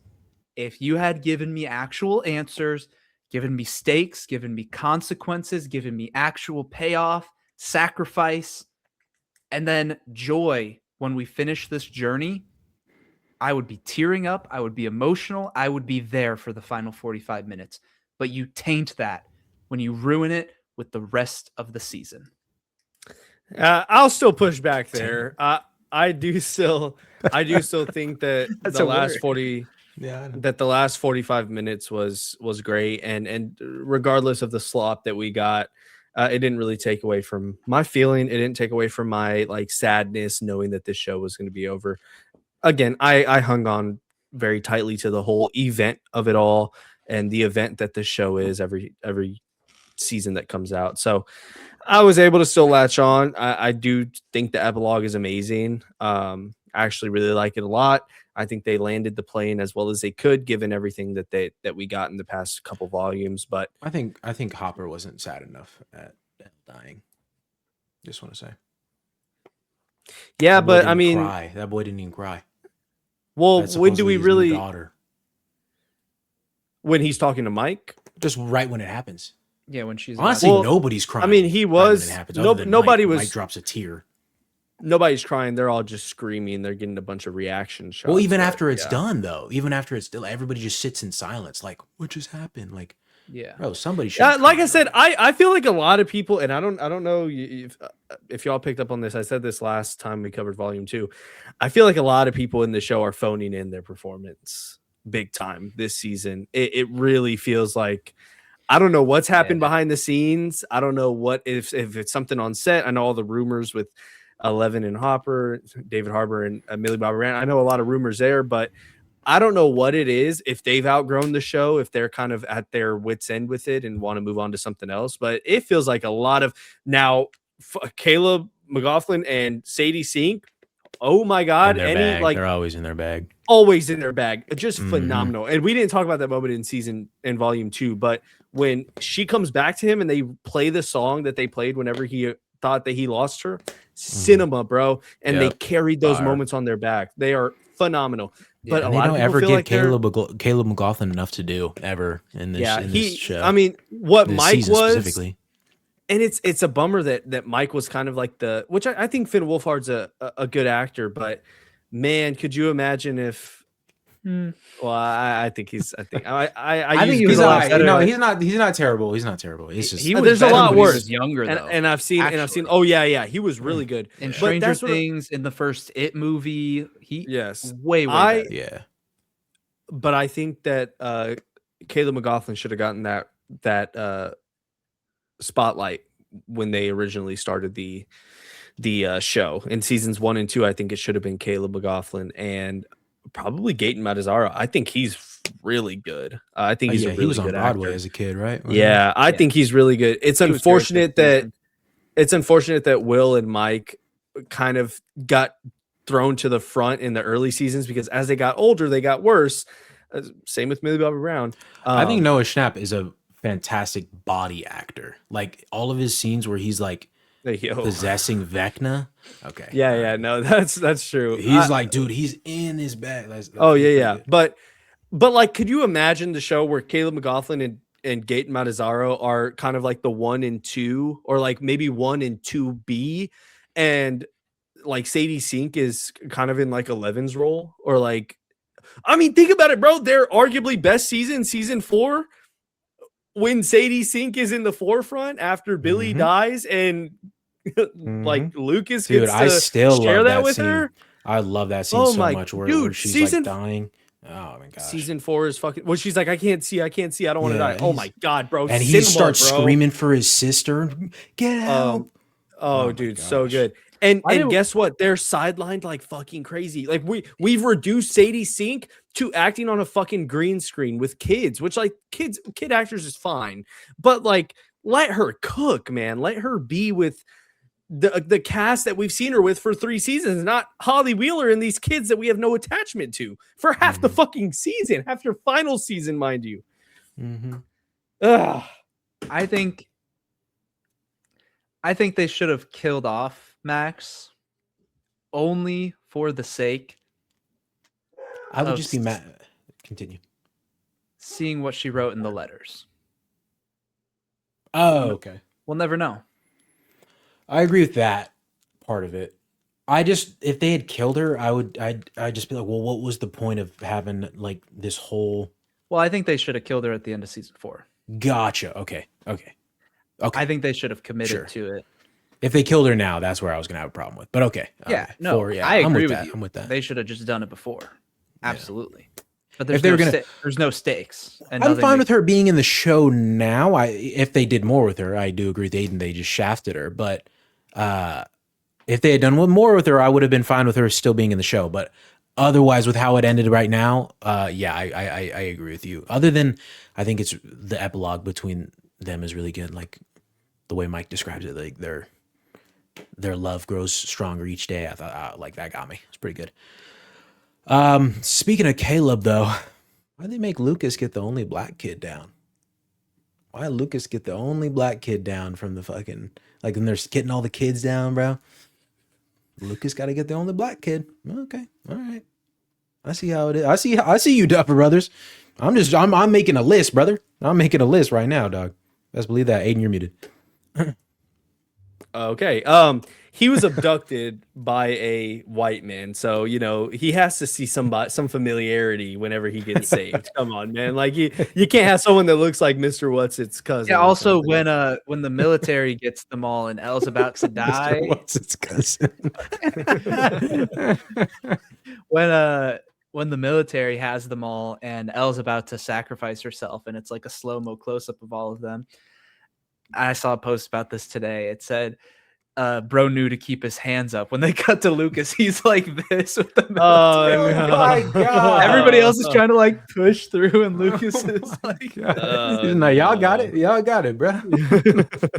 Yo, I'm staying back here, bro. oh, that was funny. Add it to the Also, list, Charlie. Hey, does Add he it got to the powers list. too? Yeah. Oh my God. Yo, Vecna has him. Pop, pop, pop, pop. Oh my God. Oh God. Hey, He's chat, Vecna. I'm black. It's okay. I'm black. It's okay, chat. Yeah, he gives us, this is our resident black guest on the black host on the show. Oh my God. Yeah. Also, I was gonna say, Derek hugging Steve right after he got saved. That was really sweet. That was a good moment. I really like that a lot. I like whenever they show Derek as kind of like just a little kid at the end of the day. What was Derek waving at? What was the wave at Mike for? Like, was that just like for an awkward, funny moment, or like? I think so. Because he liked Holly. Oh, he likes Holly. I think him and Holly are definitely like, that's kind of where, because they're sitting next to each other at the graduation. I definitely think that they are they're teasing a little romance with them, but I thought that scene was sweet too. I don't know. Yeah, I love Derek. I love Derek's involvement. I also love that he was a huge meme before the show happened, and everyone was like, "I hope Vecna kills this little fucker first." He teased him in the trailer, and then now, like after the shows come out, or after Volume 1 even came out, everyone was like, "I absolutely love him." There was a shot in the trailer before the first volume came out, and it was the episode where Derek's family is taken, and they're in like the barn, and he's up high in the loft area where he had to like climb the ladder. And it's a brief shot in the trailer, but the shot is of Mike, but you can see Derek is like super high up in the rafters. And like, because it's kind of like a blurry shot, it legitimately looks like he's hanging there. And so people originally were theorizing like, yo, they're introducing this kid just to like kill him super quickly, because you could see it's the same shirt as the kid was wearing in like other shots. And so people focused on this one. I thought it was real as well. Like I saw it and I'm like, oh my gosh, he's just hanging there in the trailer. But it's just because he was standing up there and it was a little blurry in the background. That's funny. Crazy work. Yeah, I'm tired of talking about this show. Yeah, if I'm giving the season if I'm giving the finale, just the finale, a rating. Wait, can we do finale, season as a whole, and then show as a whole? Ratings? Finale, I'd give a 7. Well, Ben was about to go. You just took his thunder. Yeah, so what? Bitch. So what, bro? I do it again. Wait, he's cursed by Vecna. Hurry, Ben. Get him. I will give it a generous 5. Finale. Charlie's okay. a 7. Yeah. Yeah, for the finale, I'm probably at a 7.5. Yeah, 7.5. Season as a whole, Ben.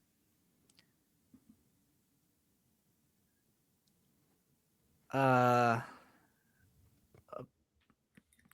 a 4.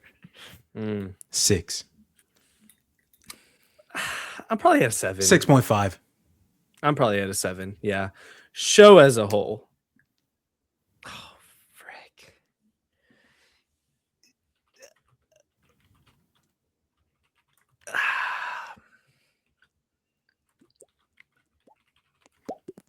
Seven and a half. 7.5. What? What? You like this show more than me? Oh wow. I guess. Well, no. I'm just saying you.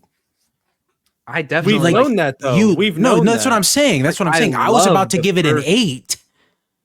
Oh well, I think that We this have different. season- I guess different This scales. I season guess. tanked it for me though. Sure. Like Oh, you got to wow. understand that like when the buildup leads to this, it makes the show as a whole worse. See, Sure. you're very adamant on that. I feel like I'm not really like I don't know. I feel like that doesn't really if you bug take me away as much. season 5 and we didn't have a final season yet, I would be like 8.5, 9, because I'm like, oh, we're building up to this final season. It's gonna give us all these answers. It's gonna be insane. Yeah. So then instead, when you're at like an 8.5 or a 9, and then you tank it and you leave me dissatisfied, it dropped down significantly from Yeah, this. but if I ever go back and rewatch season 4 or rewatch season 1, I'm not going to be like, yeah, it's just fine and all, but I just know where it leads, so I'm like, whatever this is. Yeah, no, I have no it doesn't make interest. those seasons worse, but it makes the show as a whole worse. Mm. I gave this season a 4 out of 10. Of course, that's going to lower my overall rating of the show from an 8 or an 8.5. Mine's an I 8. guess I'm at an 8.5 for the show as a whole. So Yeah, I'm not Yeah. even that far off. 7.5. yeah, All right. I guess. I just figured I you'd be guess. higher than me. I guess, but I mean, you made your case for that. So Yeah. Yeah.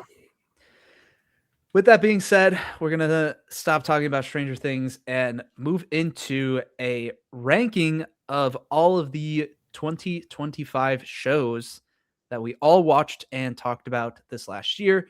There's going to be a couple of ones that we didn't like fully touch on, a couple that I watched that others didn't. Same for Charlie. I don't think Aiden watched anything that we Oh, didn't. I thought we were just going to only rank the ones that we've all seen. Oh, I I just didn't- made I my didn't know. list with all taken into account. Okay, yeah, that's fine. Yeah. So yeah, we covered a lot of shows over this past year. It's the most TV I've probably watched in my entire life, to be honest, within the past year. Welcome to the pod. Yeah. So I guess we should just go one at a time, and I'll just go through my list. We won't go like too far in depth because we've talked about a lot of these shows throughout the course of the pod. But if there's anything like crazy notable that you guys want to point out and talk about, then you can feel free to do so. We'll just go one at a time, since we have a different like amount of shows that we've seen, each of us. So Benjamin's ranking of the 2025 television Yes. shows. So I watched 15 television seasons that released in the year 2025. In last place is Squid Game season 3. Wait, seasons or shows? Seasons. Well, like Okay, what so you're came out counting- this year? But you watched all of The Bear this season or this year. So I'm are only you Well, counting ranking. I'm only he's only ranking ranking season season 4. 4? Okay, gotcha. Yeah. Yep. Just wanted to make sure. Yeah. So in last place is Squid Game season 3. Wow. I hated the split. Thought it was a total dud. Didn't even feel like it should be the final season. Just left a terrible taste in my mouth. I hated it.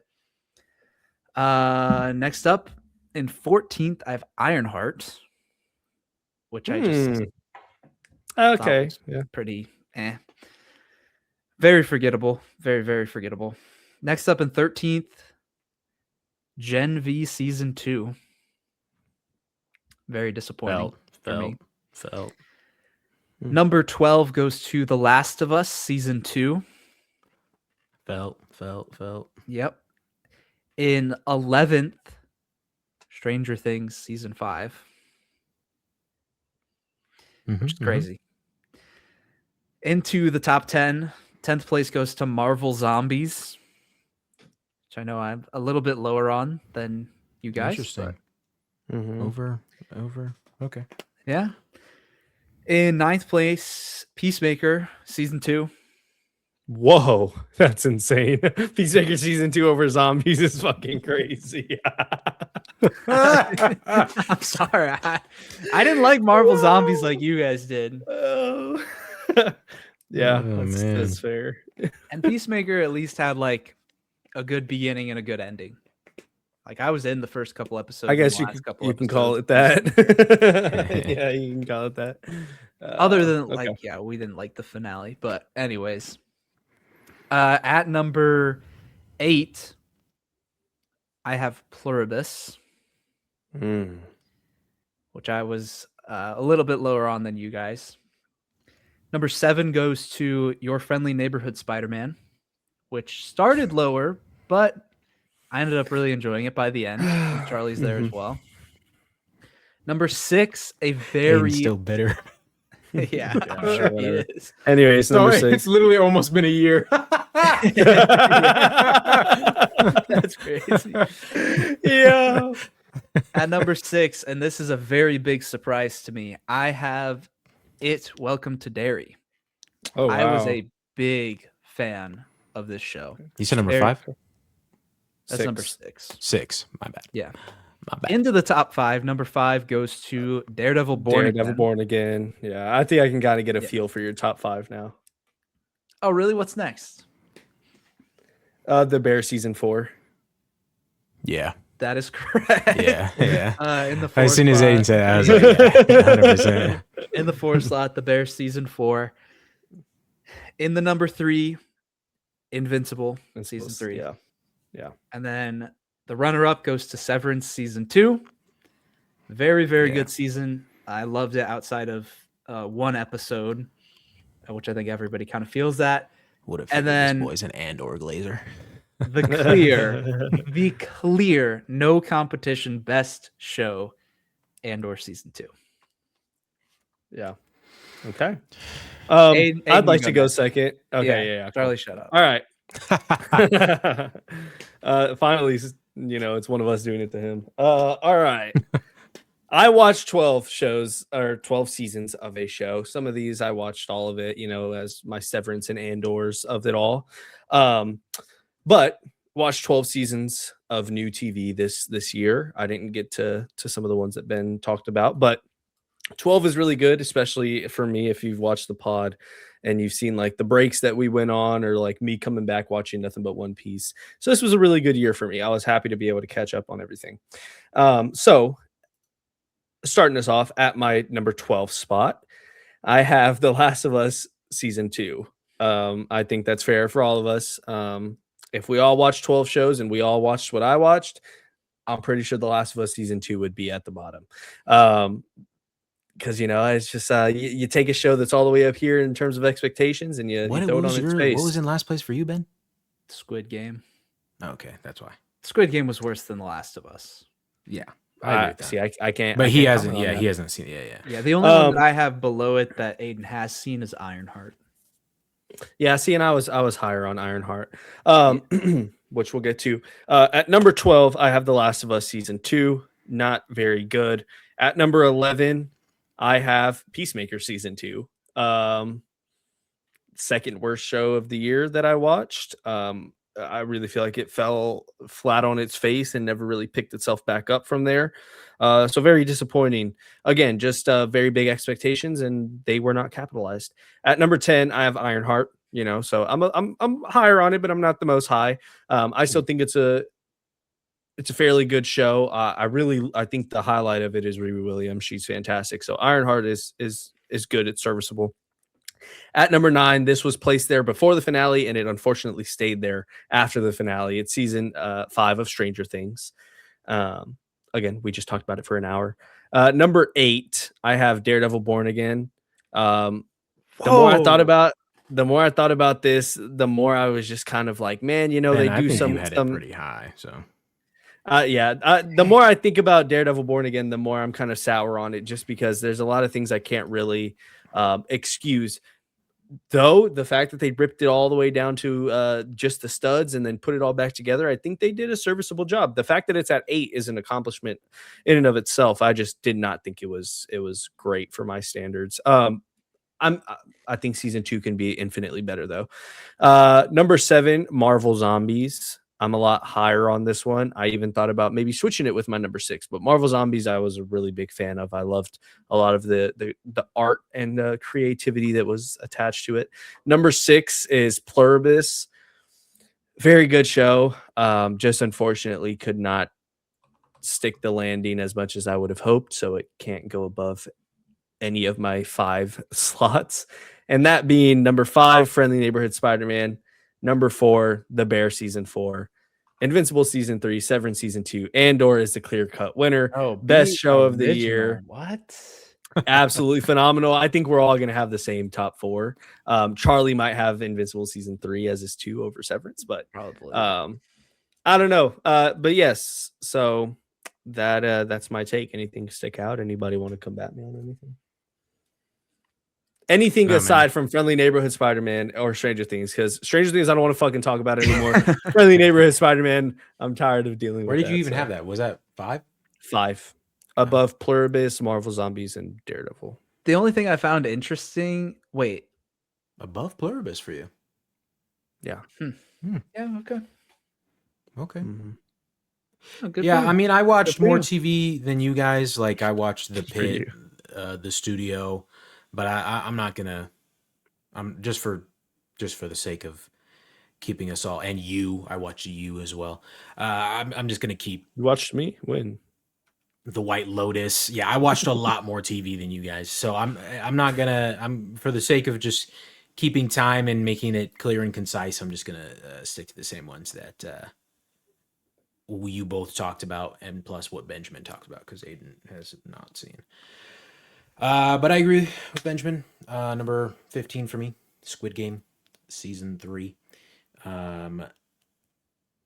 Bit of a slog, truthfully. Which in retrospect, I don't really see why multiple seasons needed to be made for this show. But whatever. It is what it is. These things happen. Sorry, 14, because I have not seen Welcome to Derry, and I will not be including that. Number 14 for me is Squid Game season 3. Number 13, Gen V season 2. I can't say much about this show because I want Aiden to watch this, because I think you're gonna need to watch it, even though they say you don't need to. But you're gonna need to watch it going into season 5, which you haven't even seen season 4 yet of The Boys. So You have to catch up. yeah, quick. you gotta hop on that because it's coming in like March or April, something like that. Yeah. So yeah, you'll have to get on that soon, my boy. Number 12, Peacemaker. Oh my gosh, man. Wow, interesting. The high hopes I had for this, bro. Like after the heater that season 1 was to come out of this. Maybe it's too much. Maybe James Gunn was overworked. He's got too much on his plate. I don't know, but like there was good moments. I'll give him that. There were good moments. What was that? Number 12. Number 11. I'd probably put Stranger Things season 5. Yeah. I've never been the biggest fan of the show. Wait, but you're a 7 you're a 7 when we gave our rating of season 5 as a whole. You're at a 7, but this is lower than The Last of Us season 2? Oh, it's not even on my list. That's how much I didn't even think about season 2. It's not even on my list. I'd put that below Gen V season 2. Oh my god! Okay, see, so that's what I was waiting for. Because I was like, "Yo." Okay, I put that below Gen V season 2. I completely forgot to add that to my list because I try to forget about that show. Dead ass. Season 2 was so bad. It was not good, man. I'm done. But anyway, yes. Number, does that make it 10 now? Then I don't know. Just keep going. whatever. Yeah.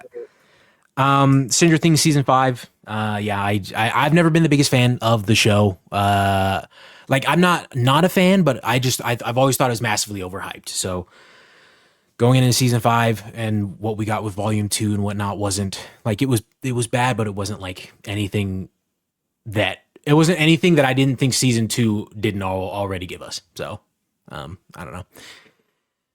Next up, I would probably put Marvel Zombies next. I rather enjoyed the show. I'm like Aiden, as Ben mentioned.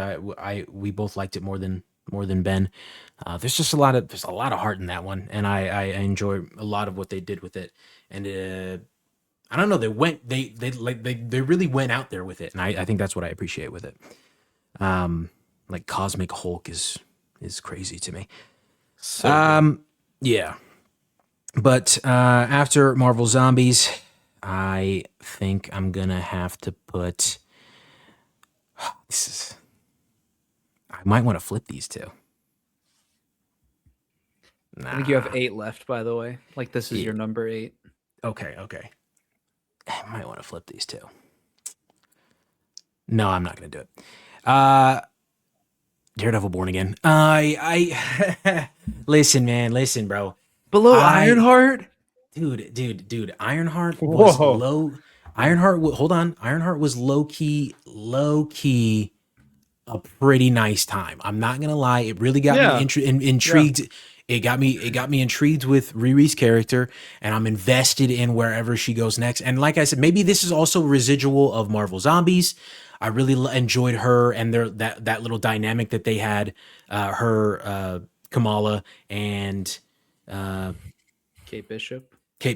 But I don't know. I'm really excited for that. But as for Daredevil, I don't know, man.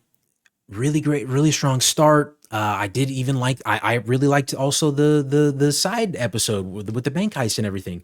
But truthfully, big thing for me is ending a season like where you're building. I said this when we talked about it, but ending a season when you're building up to this whole big thing, and then it's just like a come back next time, and like there's no big like follow through. There's no like finish, as it were, I guess.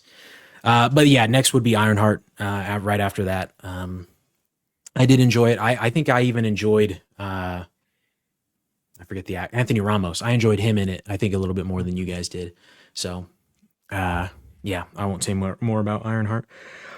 So then this is my top 5 now, I believe. Right? Yes. I think it's 6. 6. 1, 2, 3. Friendly you said Neighborhood Daredevil and Spider-Man, Ironheart. Oh yeah. Okay. Pluribus, Bear, Invincible, Severance, Andor. I think I'm just I'm gonna have. No, I won't say that. Pluribus is next. I enjoyed the show, but like it was really starting to drag for me, and there's a lot of things that I enjoyed about it for sure. But for the most part, it really took its time, and I also just don't think that with the writing, I talked about this every time we talked about it. With the writing of the characters, specifically Carol, like I didn't buy into the way that I think the character we were meant to feel how she's feeling. So I think that was a big disconnect for me with that show. Next is Friendly Neighborhood Spider-Man. Took me a while to get there, but like not really took me a while to get there. I was into certain elements of it throughout the whole thing. Don't fucking ruin it. I was into it like is it Lenny? Yeah, Lenny. I was into like everything Lenny had going on. I think it was in episode 1 where he had the great stuff with Lenny. But that was my problem is the show's called Friendly Neighborhood Spider-Man. And Spider-Man was fucking sidelined in his own show until the last like fucking 3 episodes, bruh. Go watch those episodes. Those are Fuck me. Get along, bro. In terms of character development. But anyway. All right. And then next, yeah. Oof. I don't know, man. Wait, that was your number 5? Yeah, this Yeah. is Friendly top Neighborhood 4. Spider-Man? This is top 4. We have it at the same. Yeah, it's just a matter of your next 4. Yeah, so we ranked it about the same. Cool. Sure, yeah. So then why did you waste all that fucking energy fighting me earlier in the year when it came to that show if we ended up having it at the same goddamn spot. I don't get it. Anyways, Yo, I'm gonna do something. go for it. Severance season 2. Whoa. Yeah. Maybe I need to rewatch it, but like obviously I love everything about it. I love everything about that season. Don't get me wrong, with the exception of the one-off episode that we all agree that we don't really enjoy. Yeah. But I don't know. I don't know. I think you have to rewatch it. I think you have to rewatch it. I do agree with you. I think I need to rewatch it. But comparing it to how I feel already, how invested I am with my next pick, The Bear season 4, like, man, bro, what a fucking season that was, bro. I cannot believe how lowly rated it is. I say this every time I talk about it, but I mean, holy shit, bro, what a season of television that was. And I can't, like, I don't know. Maybe I think it's just like how invested I am in those characters more so than Mark and everybody else, even though I am heavily invested in Mark and Helly and everything like that. But fair. Okay. Top 2. He's gonna do it. No, I'm not gonna do it. Invincible season 3. And then Andor. Dude, I fucking love the shit out of Andor, bro. Oh my god, Andor is so fucking good, man. But of course, Invincible season 3 as well. Can we rewatch Andor and just talk about it again? Seriously, bro. It is so damn good, man. But of course, I've talked about Invincible as well. Like, I think it's the best season of the show so far. They really did great things with Mark's character this season, and I'm very excited to see where season 4 goes. I'm a little worried, admittedly. I don't know how you can top what happened in season 3. I know of some things, and I know Aiden knows of some things, but like, in the grand scheme, those are just action set pieces. As far as like character growth and character motivations, I guess, season 3 is really damn good. So, but then Andor, oh my god, what can I say? What can I say about Andor, bro? Like, holy shit, what a fucking show, man. I mean, give me like 4 more seasons of this fucking show, man. I know, like, that would probably muddy the waters and probably ruin it in the grand scheme, but like, dude, who cares? I will say, because I had never seen Rogue One, I watched it after we finished season 2, and obviously Rogue One's not as good as this, but I don't want to say that kind of like soured my viewing experience of Rogue One, but maybe a little bit it did, because like, I don't know. Watching everything that Cassian does, and dude, I mean, I don't know, man. The espionage, you guys know I love espionage, and like this, the whole season is just it's that times 11. There are some movies and TV shows that just have a certain sauce to them, where you watch it and you're like, this is literally the peak of this form of media. Mm-hmm. Andor is that. It's Andor so good. Absolutely is that. I might have to rewatch it, bro. I'm not gonna lie. After this, I might have to go rewatch it. Such a banger. Yeah. It got Charlie to talk about Star Wars and watch a Star Wars movie. Like, come on. Yeah. In fairness, I did watch the prequels before the Obi-Wan show came out. Hey, don't ruin the joke. Don't ruin the joke. Oh, you watched the shit before the slop. Like, what are we talking about? You watched the ass. Wait, I thought you were a prequels guy, Ben. I thought you were a prequels guy. I grew up on the prequels, but now that I'm grown up, no, I think I said this when I rewatched Revenge of the Sith last year. Yeah, we both said this. We were both like, oh, dang. That might not be as good as I thought. What happened? Yeah. Yeah, you guys are talking shit on my song, but like, I'm the one with an actual lightsaber. So like, what's up with it though? Take it, bro. Take it. What's up with it though? I don't see what you got. Legos, bro. I got a fucking lightsaber, dog. I probably got hundreds of Lego lightsabers. Anyways, ones, huh? Lego ones, bro. I got a life size, dog. I'm gonna cut your ass up. Hey, let's go band for band. I got studs. I got studs on studs. Whoa, hey yo! You actually have studs? You have little studs? You just keep them? Can I? Should I do this right now? Probably not. I will. I legit will. What did I start, bro? I didn't mean to do this. Oh, bro, got a thumpy. Holy.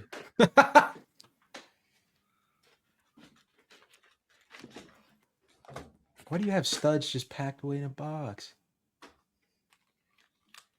Why do you Alright, just, do you any just of got you Lego know- money, bro? You just got Lego money sitting Do in a any of fucking you suitcase?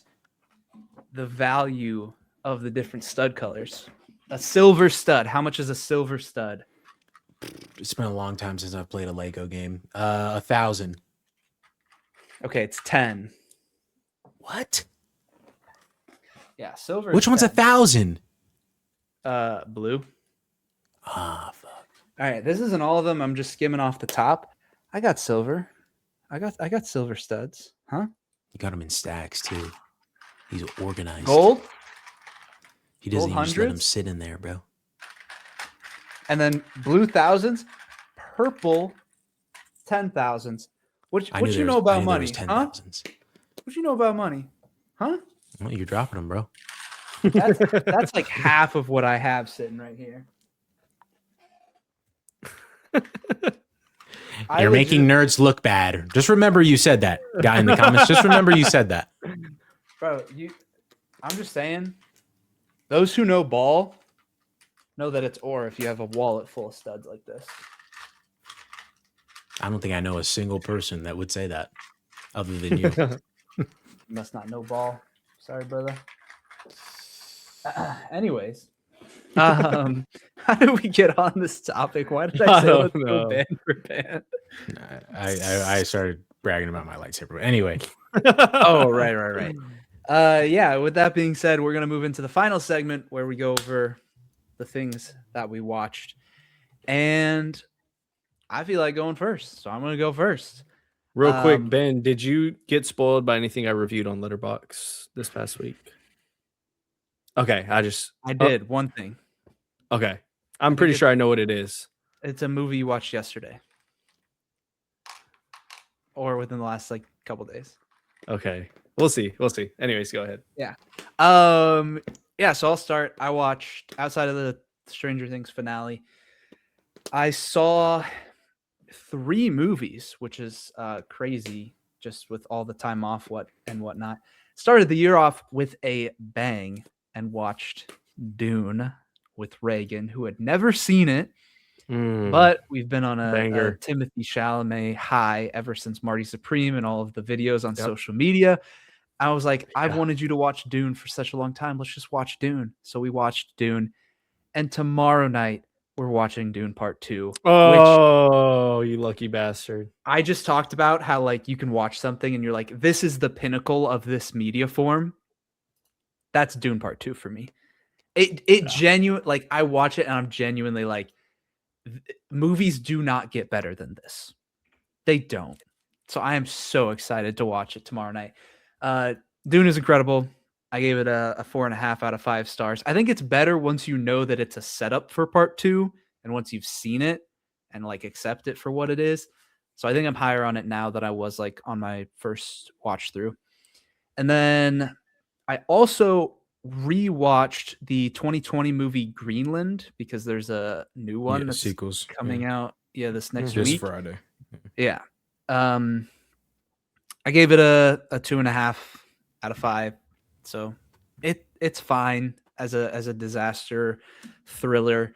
Honestly, I didn't really remember much about it as I was watching it. I also didn't remember who all was in the cast for the movie.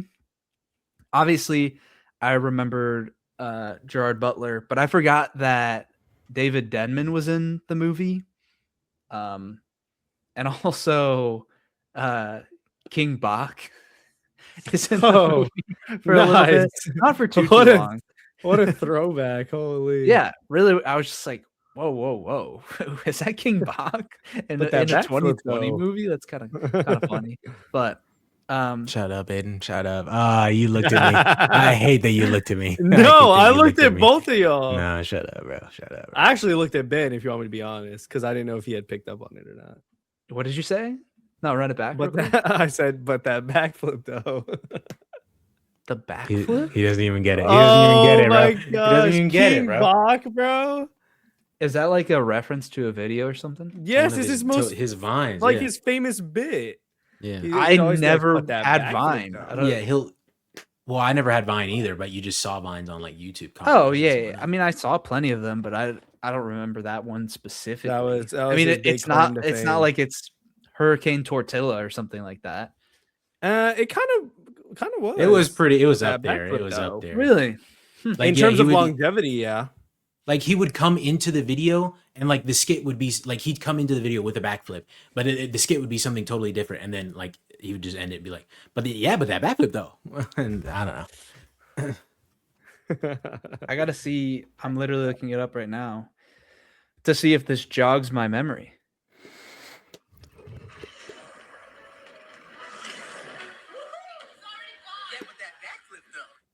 I don't think I've seen this before. That's Yeah, but fire. that backflip though. Okay, interesting. Yeah, I don't think I've seen it. And then What the do you last- know King Batch from then? I mean, from Vines. Yeah. What comes to mind when you like? Do you have like a saying in your mind? Because like he has that he has that backflip though, and he has another one. It's like something to do with your kicks or something like that. I don't. Yeah. I don't know. Whatever. Sorry, I stalled us more. Yeah, I don't really remember specifically, but the last movie that I watched, which is gonna make Aiden very jealous, Uh-oh. is No Other Choice. Oh, no way, actually? I told you about this. I didn't. Yeah, but for some reason I didn't think you were watching it for like another couple weeks. No, it was this weekend. Yo, dude, tell me. Because I told you that I would get it in time for our movie ranking next week. I guess I just assumed that that would be holy shit. Okay, tell me how it was. What's your thoughts? Yeah. I mean, instant reaction cinema. Wow, dude. It's really good. I mean, I don't want to say that it's Park Chan-wook's best because it's definitely not. But it's conceptually like a very interesting premise, very well acted. I like the emotions, well shot, well edited. His transitions, how he uses that to enhance the storytelling, even the editing. His cinematography is insane. Like it truly Top. he has such a unique feeling to his movies. So yeah, I really loved it. I think I don't think I am as high on it as like the general public who have seen it. Like I would lean 8.5, and I think there's a lot of people who would be like a full point above that. Like the average on Letterboxd is a 4.2, so there's a lot of 4.5 and 5-star reviews on there. Because for me, I think once we knew the premise of what the story was going to be about, I think it didn't really turn into what I expected. I think it took a much slower pace and dealt a lot more with like how the journey emotionally affects our character. And so in that regard, it was much more of like an intimate story and wasn't as like crazy and chaotic as I thought it would be. It still has its moments, but it is a much like slower movie that really like dials into specific moments. And so like the ground that we cover from beginning to end, like we take such a long time to get to a certain point that then it kind of feels like we rush towards the end. Like what a bunch of stuff happens and then it ends very quickly after that. And so I think from a structural standpoint, not that it was inherently bad, but it wasn't quite what I was expecting. And I think that the pacing might have been just like a little bit off towards the end of the movie. I think like everything in the journey was fine, but then when you're pacing like that and all of a sudden the ending is just like boom, boom, boom, and then that's it. It moved a little bit fast towards the end, but really good movie. Very, very good movie. So happy that I was able to check it out. It has the sauce. It's there. Nice, dude. And I love movies. Not that like people haven't come up with similar concepts, but like this idea is a cool idea to make a movie on. And when it's done Yeah. well, acted well, and edited so perfectly, and the cinematography is top notch, it's incredible. It was a really great watch. I just had a couple issues with the structure of the movie. Yeah. Very good. Which and I think that was my overall sentiment for Decision to Leave. I think it kind of did the same thing, kind of rushes towards the end, but again, I'd have to Yep. rewatch it. But the cinematography, I think that is the best shot, best looking film of all of 2023. So it kind of sounds like I'm just, I'm in for just another Park Chan-wook movie, which I'm Yeah. freaking ecstatic about because I'd rather hear that it's it's a Ben 8.5, which is high in my book, and it's it follows kind of the same structure that Decision to Leave did because I'm like, all Yeah. right, cool. I know that this isn't going to be bad. I honestly don't know which one I like more between this and Decision to Leave. I would Interesting. immediately I would just put them on the same level, and I wouldn't immediately pick one or the other. I Okay. think is where I land. I think I was at a 9 on Decision to Leave. Yeah, and I think I had it at a 4 star, so either an 8 or an 8.5, which is where I'm at Cool. here. But 2022. Sorry. Yeah. I was at a 4.5 out of 5. Cool for Decision to Leave. Nice. All right. Cool, man. Heck yeah. I'm excited. I don't think I'll be able to get to it before our official movie ranking episode, but that will be one. I think we talked about this. No, maybe I talked about it with Brandon. When it comes to like 2024 movies, I'm gonna watch something on my watch list before I watch a 2024 movie, unless I can't even say unless it's amazing, because then I would have watched it in 2024. So it'd take a while to revisit old movies like that, or recent movies like that in recent years. This is one that I'm gonna watch. This movie I'm gonna watch, no other choice. For my 2025 list, but after this, it's not like I'm gonna go out of my way to watch anything else. So this is one of those one exceptions. So I'm excited to check it out. yeah. And I gotta say, I know we're talking about it next week. I've done a lot of thinking about my 2025 list, and I've changed it up a lot. I have rearranged a little bit, and I just gotta say, I have 10 movies, like my top 10. I am so happy with those 10 movies. I was gonna say, are we only doing top 10? Well, I don't know what we're doing. If we're doing top 10, we might do some stuff for like worst movie, most surprising. Well, yeah, we'll figure it out. That's kind of what we're dedicating next week to, so we have a little bit of time with it. We'll talk about it, but I'm very happy with this year of movies. Is oh yeah, very. Looking at top 10 this year versus last year is like literally night and day. Yeah. I'm very happy with my list. I feel like this was that first year that we got to like post COVID breathe when it came to like a consistently great year of movies, not just like our Dune Part 2 or our Dune Part 2 out of nowhere. Things like that. So yeah, I'm real happy with my top 10. I've moved my list around a lot. I've definitely moved my top 5 around big time, but I think I'm happy. I look at my top 5 and I'm like, I'm very happy with all of these. I'm very pleased with how the year turned out. Yeah. Mr. Charles. Yeah. Other than Stranger Things, I watched Only the Brave, which is a Joseph Kosinski movie, starring Josh Brolin, Jennifer Connelly, Miles Teller, Jeff Bridges, and then a bunch of other people. Yeah, it's a woodland firefighter movie based on a true story. Very sad true story. It was just, we were on Netflix and we're like, I had just canceled the subscription because Stranger Things is over, and so we have it until I think for another week, and we were just like, let's find stuff, and then we just found that. It's yeah, it's pretty good. A little real slow, but I mean, it's a based on a true story movie. So, Yeah. That's to be expected. Speaking of other loosely based on true stories movies, finally got around to Marty Supreme. Oh yeah. Yeah, Oh gosh, and here we go.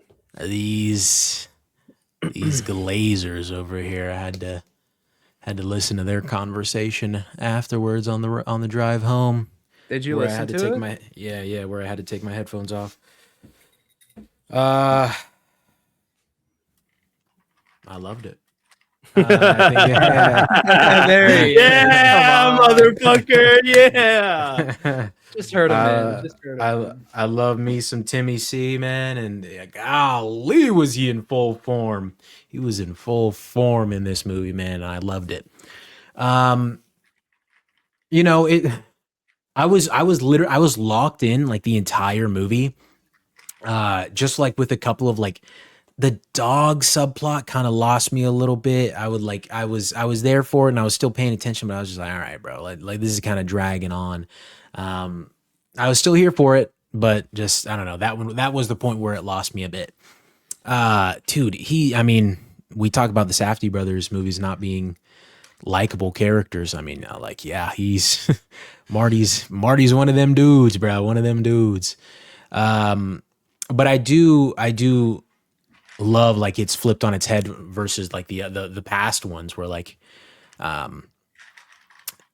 doesn't really end up in a terrible situation. I mean, I guess relative to where his mindset was earlier on in the film, sure, but I think that his mindset changed and he's happy and accepting of where he ends up. And I gosh, that scene, dude, when he sees his child for the first time, that was Timmy C, man. Timmy C. And that's the stupid ass needle drop that Aiden wouldn't shut up about last week.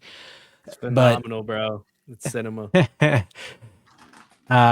Dude, even the like watching them play was so intense. I felt like honestly, it felt like when I was watching F1 and the moment where it did to me. I had the same feeling. Good for you. I'm happy for you. I had this same feeling, even though it was just an exhibition match. When it was like, I mean, I had a feeling he was gonna win, but I had that same like my heart is waiting when like I wanted them to make the time in F1, the pit stop time. I wanted them to make that, and when they made that, I was like, hell yeah! And then when he won, I was like, hell yeah, dude. I don't know. It was fire stuff, bro. It's fire stuff. Listen, man, not all of us dick ride F1, Benjamin. All right, not all of us dick ride a little. Like, come on, bro. Golly. You just said you loved Marty Supreme and then compared it to F1. Yeah, and then you thought that was crazy, bro. I saw your little expression. All right. Yeah, because F1 is better. We know how you feel about F1. We'll see how I feel depending on where I place it next week. All right. Really, you thought those guys died? I didn't think those guys died. It makes it like I can buy them dying, but it didn't look like to me they were on fire. It didn't look like they were on fire, but they were also covered in gasoline. Yeah, sure. No, that's where I say like I buy it, but it didn't look like they were on fire. So yeah, no. It was more just speculation. Did you like my Quentin Tarantino impression? That's where I shut it off. So you just say it was fine. I mean, you don't have to. No, it's okay. Nah, it's okay. Yeah. But yeah, I mean, I like everything that you said about it, Aiden, as well. Like just pushing for this goal. And it's like it's a relatable story for you as for like you'll do anything to get this done. And I like how you related it to. I mean, I heard you say this part. I had my headphones on for this, I believe, but related it to like when you were getting the engagement ring for Maddie. I hope you weren't anything like him though, because otherwise we're gonna have a conversation, buddy. But No, but ethics kind of did fly out the window at some point. So reaction content, bro. What would you do for $20? I'm still waiting for that link. Outside of that. Get a spanking. Get a spanking, buddy. Yeah, exactly. That's what I'd do. Oh yeah, that's why I love that. Yeah, and when we talked about me and Bennett talked about that. You kind of just gotta humility. I did disagree though. I can't remember which one of you said it. Kevin O'Leary did a good job. Like that was the most bare bone. I thought he did really good, but again, he is just What? playing himself. Yeah, I was I gonna thought say like great. he just it's just him on Yeah, Shark but- Tank. Like that's what it is. Again, but like, are we gonna discredit that like he was just able to take that into a movie? I don't think that should be I don't think that should just be like finger waved at. I still think that should warrant, hey, this dude did amazing, especially acting alongside Timothy Chalamet, best actor nom for this year. Like, come on, we're just My gonna point is, discredit I just that? don't think he had anything hard to do. There was no challenging dialogue. There was no challenging scene delivery for him. It was just be a hard ass, and that's what he does on acting reality TV all the time. So that's why I was just like, it doesn't move the needle for me. Be all, hey Kevin, be more of a hard ass. All right, man, I got you. Yeah, I mean, I don't know. I feel like there's a lot of other instances where you have somebody play a character that is just like kind of them in real life where it doesn't go great, and so you could easily fall into that. But I don't know. I thought his performance was really good. I mean, it was fine for what it is. Not that it was like a challenge. Yeah, It I'm fit not saying it him. was. I did Yeah. not like it. Yeah, I didn't think it was bad by any means. I just don't think it's anything to. Yeah, it was like a competent performance for who he is and what he had to do. Sure. It didn't stick out as bad though, which definitely it could have. Mm-hmm. But Yeah. all right, is that it, Charlie? Yeah, man. Good movie. Yeah, good stuff. Cool. Best of the year though. Ooh. Hey, man, We'll see next week if it's even in Let- your top 10. it won't be, but let me have my shine. All right, I think the best movie of the year is Hamnet. I think Hamnet is the best movie of the year. Hamnet's back to But- number one for you. No, it's not. Marty Supreme is one, but Marty Supreme is my favorite movie of the year, so I'm gonna put it at my one. Like, I'm gonna have some flexibility. It's my list. But in terms of the best movie of the year, I think it's Hamnet. Sorry, I'm kind of taking out of next week's episode, but yeah, I mean, let's calm down, all right, with your pretentious fucking comments over there. Whoa, pretentious. I don't know if you're using that right. I don't know if you're Probably using that not. I'm not. But it just felt right in the moment. right. Hey, man. I got another word I can call you. That was good, man. That was Well, what, pretty good. friend? What do you think I was gonna like? What did you? Where'd your mind? No, the go? other F word. Says a lot about you, The fucker. other- yeah. Aiden. All right. So I started this year. It's gonna piss me off. So I'm tired of. I'm no longer saving my reviews on Letterboxd for the episode. I'm reviewing a movie. You see it or you don't, because what should have been my first watch of the year that I watched on January 1st was not. And instead, it was Marty Supreme, because I forgot that I never reviewed it on Letterboxd, and so I had to go and review it. Well, now that's logged as that is my first watch of 2026. When in doubt, or when in actuality, my first watch of 2026 is fucking Frankenstein, man. It's fucking Frankenstein, and it's a banger. It's a banger, man. Yeah, but I'm still excited. I told It's him a I was gonna freaking watch no banger, other bro. choice. Yeah, dude. Bro, this movie is something else, man. Oh my god, it has the sauce. My review, all I put in my review was the line that Frankenstein says in the at the end of the movie, where it's, "Say it like you used to say it back when it meant the world to you." Oh my god, man, what a banger, dude. This movie, Charlie, you would fuck with this movie so heavy, bro. Oh my god, you would fuck with this movie. Like the character work, how like we got bring it- Netflix. There's Bro, yes, if you still got Netflix, bro, time. throw that movie on, bro. You will not regret it. Like the character work that they do with the creature, and even with Mr. Is it Victor Frankenstein? Even the character work they do with him, to like where that last conversation at the end, just kind of like you're expecting this big showdown, and even whenever we just see him, like, minor spoilers, but it's fine, Charlie, when we just see him pop up and he's like, oh, that's his side of the story, well, let me tell you my tale. I was like, oh we are cooking, bro. Like I sat up in my seat. I was like, oh yeah, I'm locked. I'm locked because like one of my only qualms with the movie is it takes an hour to get to where we're at. And like that's fine because there's still a lot that I love in that hour. But that last hour and a half, bro, 10 out of 10. I think that last hour and a half is perfection, bro. So when we see him pop up and is like, let me tell you my tale.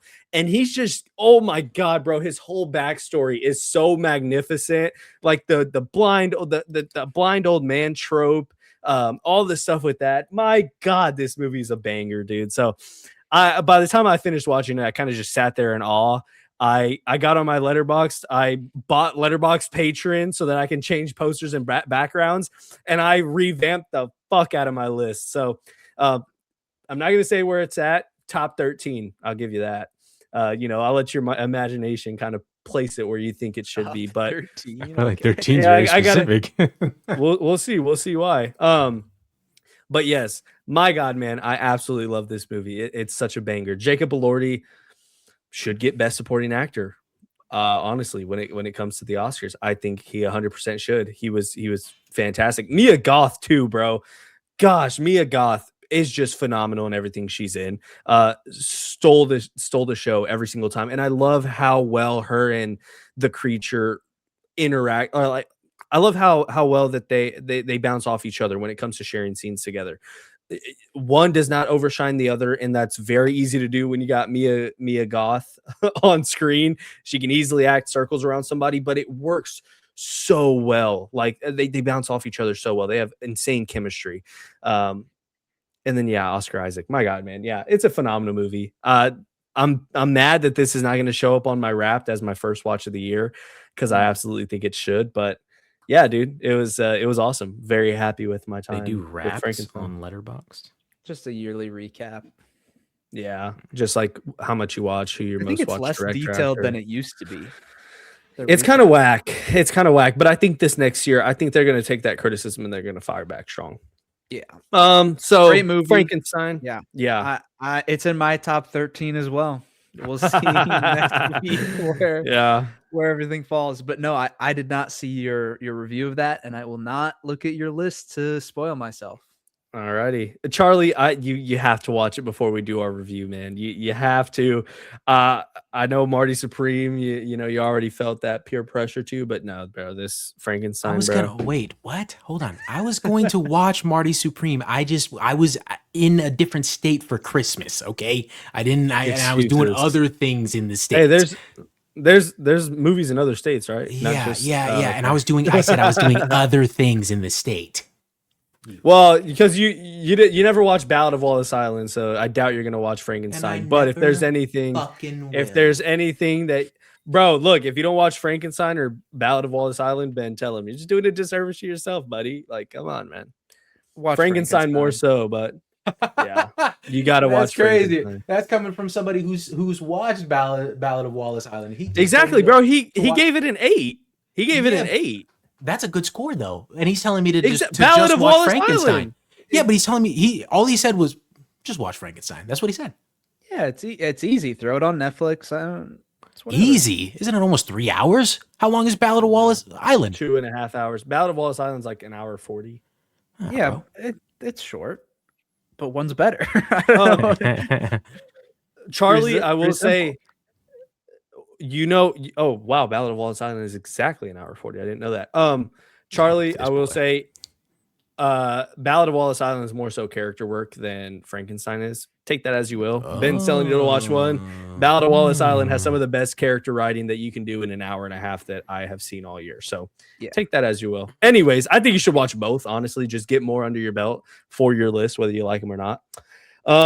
And then I watched Nija too. We're not getting him to watch. Yeah, we're not going to get him to watch 2 more movies for 2025. Anyways, I said that I watched and finished a season of a show. Do we have guesses for what that was? You said 4 seasons. Honestly, 4 seasons. I watched. That's fine. I watched the first one, and I'm not going back. You watched the first one, and you're not going to continue because it was so bad, or. Give us the why did you watch? Is it a streaming exclusive show? Like, is it exclusive to one of the streaming services? No. But we really would know what this show is. I mean, I can just say there's no reason to drag it on. I just didn't know if y'all Well, wanted hold to take on. a I shot like at guessing. guessing. I like All guessing. right, We like all right. guessing. Why did you Take a watch shot. all of this season, and why are you stopping? I Not feel like good. that'd give it Is that why? away. But I mean, the You can other just three say if are it's not. not Yeah, good. the other three are not good. Yeah, The other three I have seasons are heard- not good. How do you know that? I have heard that the other 3 seasons are not good. So I just watched the first one, and I have no reason to go back to the other 3 yet. Yet. He had it on the yet. Maybe I will. Maybe I won't. I don't know. And Live it is action live show? action. Mm-hmm. It's not an anime. It is a live Oh, action no. show. I just. What? Is it a thriller? Yeah, give us the genre. Crime. Yeah, crime thriller. What on earth? Oh. No, it wouldn't be this. No. Never mind. I'm wrong. I had a thought, but then I'm like, no, the other seasons are well received. No. Wait. Oh, wait. I don't know how many seasons there are of the True Detective. I don't know how many seasons there are. Yes, of that it's show. True Detective. Yeah, It yeah. is. Yeah. I Cool. thought Dang. Charlie, you would have you seen True Detective before? No, I haven't. Bro, season 1. I watched and finished it. I started it the night, like the night of the second or whatever. I finished it the afternoon of the third. Bro, this is one of the best seasons of the best single season of television ever. I think like it has to be in contention up there, like top 3 maybe. It Damn. is so fucking good, man. Matthew McConaughey acts his ass off. Him and Woody Harrelson are amazing. First episode, you might not be like super bought in, but like by the end of the second episode, because honestly, I'm like, I don't know if I want to start a whole 8 episode like season. Not that it's gonna take forever, but I'm like, I could watch so many movies. Like I want to hit like 200 movies this year. And so like I honestly thought about just like stopping after the first episode, but I was like, let me give the second episode a try. Like whatever, I'll just see how it is. After the second episode, I was like, all right, I'm bought in. The way that they structure the show is fantastic. Just imagine like Walter White in season 5, like whenever we see him with the rough hair. Imagine him telling the story of Breaking Bad, and we keep cutting back to him in a police room telling the story. And then you get the rest of the show in season 5, and you get to pick up from there. It's kind of like that. So this whole time you're like, what is going on? Why are we in the position we're at? Like, why do we keep bouncing back and forth? And then like the last 3 episodes, they pick up from that moment. And bro, it is crafted so fucking perfectly. It is amazing, dude. Damn. 10 out of 10 season of television. And I love how like short it is, right? It's just like 8 1-hour episodes, but I tackled 2. The next morning I woke up and watched another 2. I watched 1 at the gym, so that's 5. And then I watched the last 3, like 1 in the shower and then 2 at night before I went to bed. It hooked me, and I could have waited, but I didn't want to. It was awesome, dude. It's such a good season of television. Charlie, I would have thought that you would have watched it. It is on my list so that I can hear your thoughts. But man, God, it's so good, dude. It's so good. And the reason why I wanted to watch it was because I saw a TikTok. It was like, it was this weird like Family Guy TikTok, right? Like it was like Peter as like a PNG, but it was like this super eerie background setting. It's like this super niche meme, and it's like POV, you and your partner, you and your Louisiana, you and your partner who are detectives in Louisiana are investigating this satanic murder that ends up leading into a rabbit hole that involves politicians and like goes deeper than you think. And one of y'all is being set up, and then like Brian gets shot in the head or something. But it's like, it was this super weird meme that I was like, yo, this sounds sick. I go to the comments and everyone's like, bro, this is just True Detective season 1. And I was like, all right, this is that final push to get me off the, like, push me down the cliff. This is it. So I watched it, and I thought it was absolutely incredible. So, Ben, I doubt you'll get around to it, but Charlie, I know that you always watch little seasons of TV sometimes and little shows. So make that priority number 1, bro. Like, I would even say watch it before you watch Frankenstein or Ballad of Wallace Island. Like watch that shit Really? immediately, Bro. bro. So Really? good. 10 out of 10. In my honest opinion, I think it's a 10 out of 10. I think it's in talks with like season 5 Breaking Bad, season 4 Where would Breaking you Bad. put it if it came out in 2025? Where would you put it on your list that you just told us? Oh man. Shoot. Oh, that's tough, man. I mean, it'd definitely be 2 at the lowest. Really? I don't know if I could. It beat Severance. Oh, 100%, 1,000%. I think it would even beat Severance season 1. Wow. Dang. Man, but Andor season 2, that's tough. That is actually genuinely tough. I don't know if I Yeah. could answer that right now, but it's incredible, dude. Definitely watch it if you get around to it. So after that, I went on a spree of just like I need some more detective shit. So like I watched Seven, David Fincher. It's good. It's good. 4 out of 5 stars. I haven't seen it, I'm by the way. It's an amazingly made movie. My issue with it comes from the crime being the murderer being too close to the detective's like personal life. So I'm watching True Detective and I'm just seeing this big cat and mouse game where the mouse doesn't even know it's being chased. Like the mouse is just existing. But in its existence, it is stressing these detectives out to where they are killing themselves trying to figure this out. And I love that. I love that so much. I don't like whenever it delves into like the detective's personal life where like the murderer's coming after the detective now or the detective's family.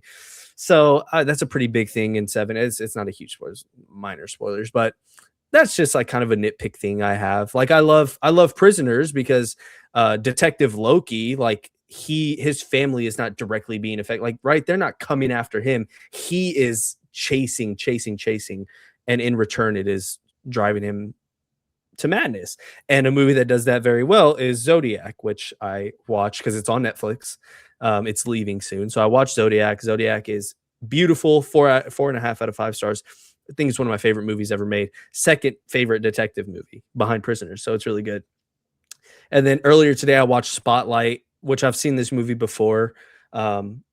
Very good. I don't know if y'all have watched it. I think if there was ever a decision to give best actor to multiple actors, this movie would be shown as evidence as to why we need to do that. Because like literally everybody, Rachel McAdams, Mark Ruffalo, and Michael Keaton just act their ass off. Very good. Very good story. Very heartbreaking and very heavy. And I love that a lot about it. But I skipped a movie that I watched yesterday, right before my wife came home because it was only an hour and a half before she got home. And that is Upgrade. Wow. Starting the year off right. Oh my gosh. Hell Yeah, I watched dude. Upgrade, dude. Yeah, it's That's very crazy. good, This is man. like 2 years in the is- making. It is very Longer. good. It was on Netflix, and so I was like, I need a quick like hour and a half because I need to kill time before Maddie gets home. And I was like, oh god, Upgrade's here. I was like, you know what? Yeah, let me get away from this true crime and detective stuff. So I'll watch Upgrade.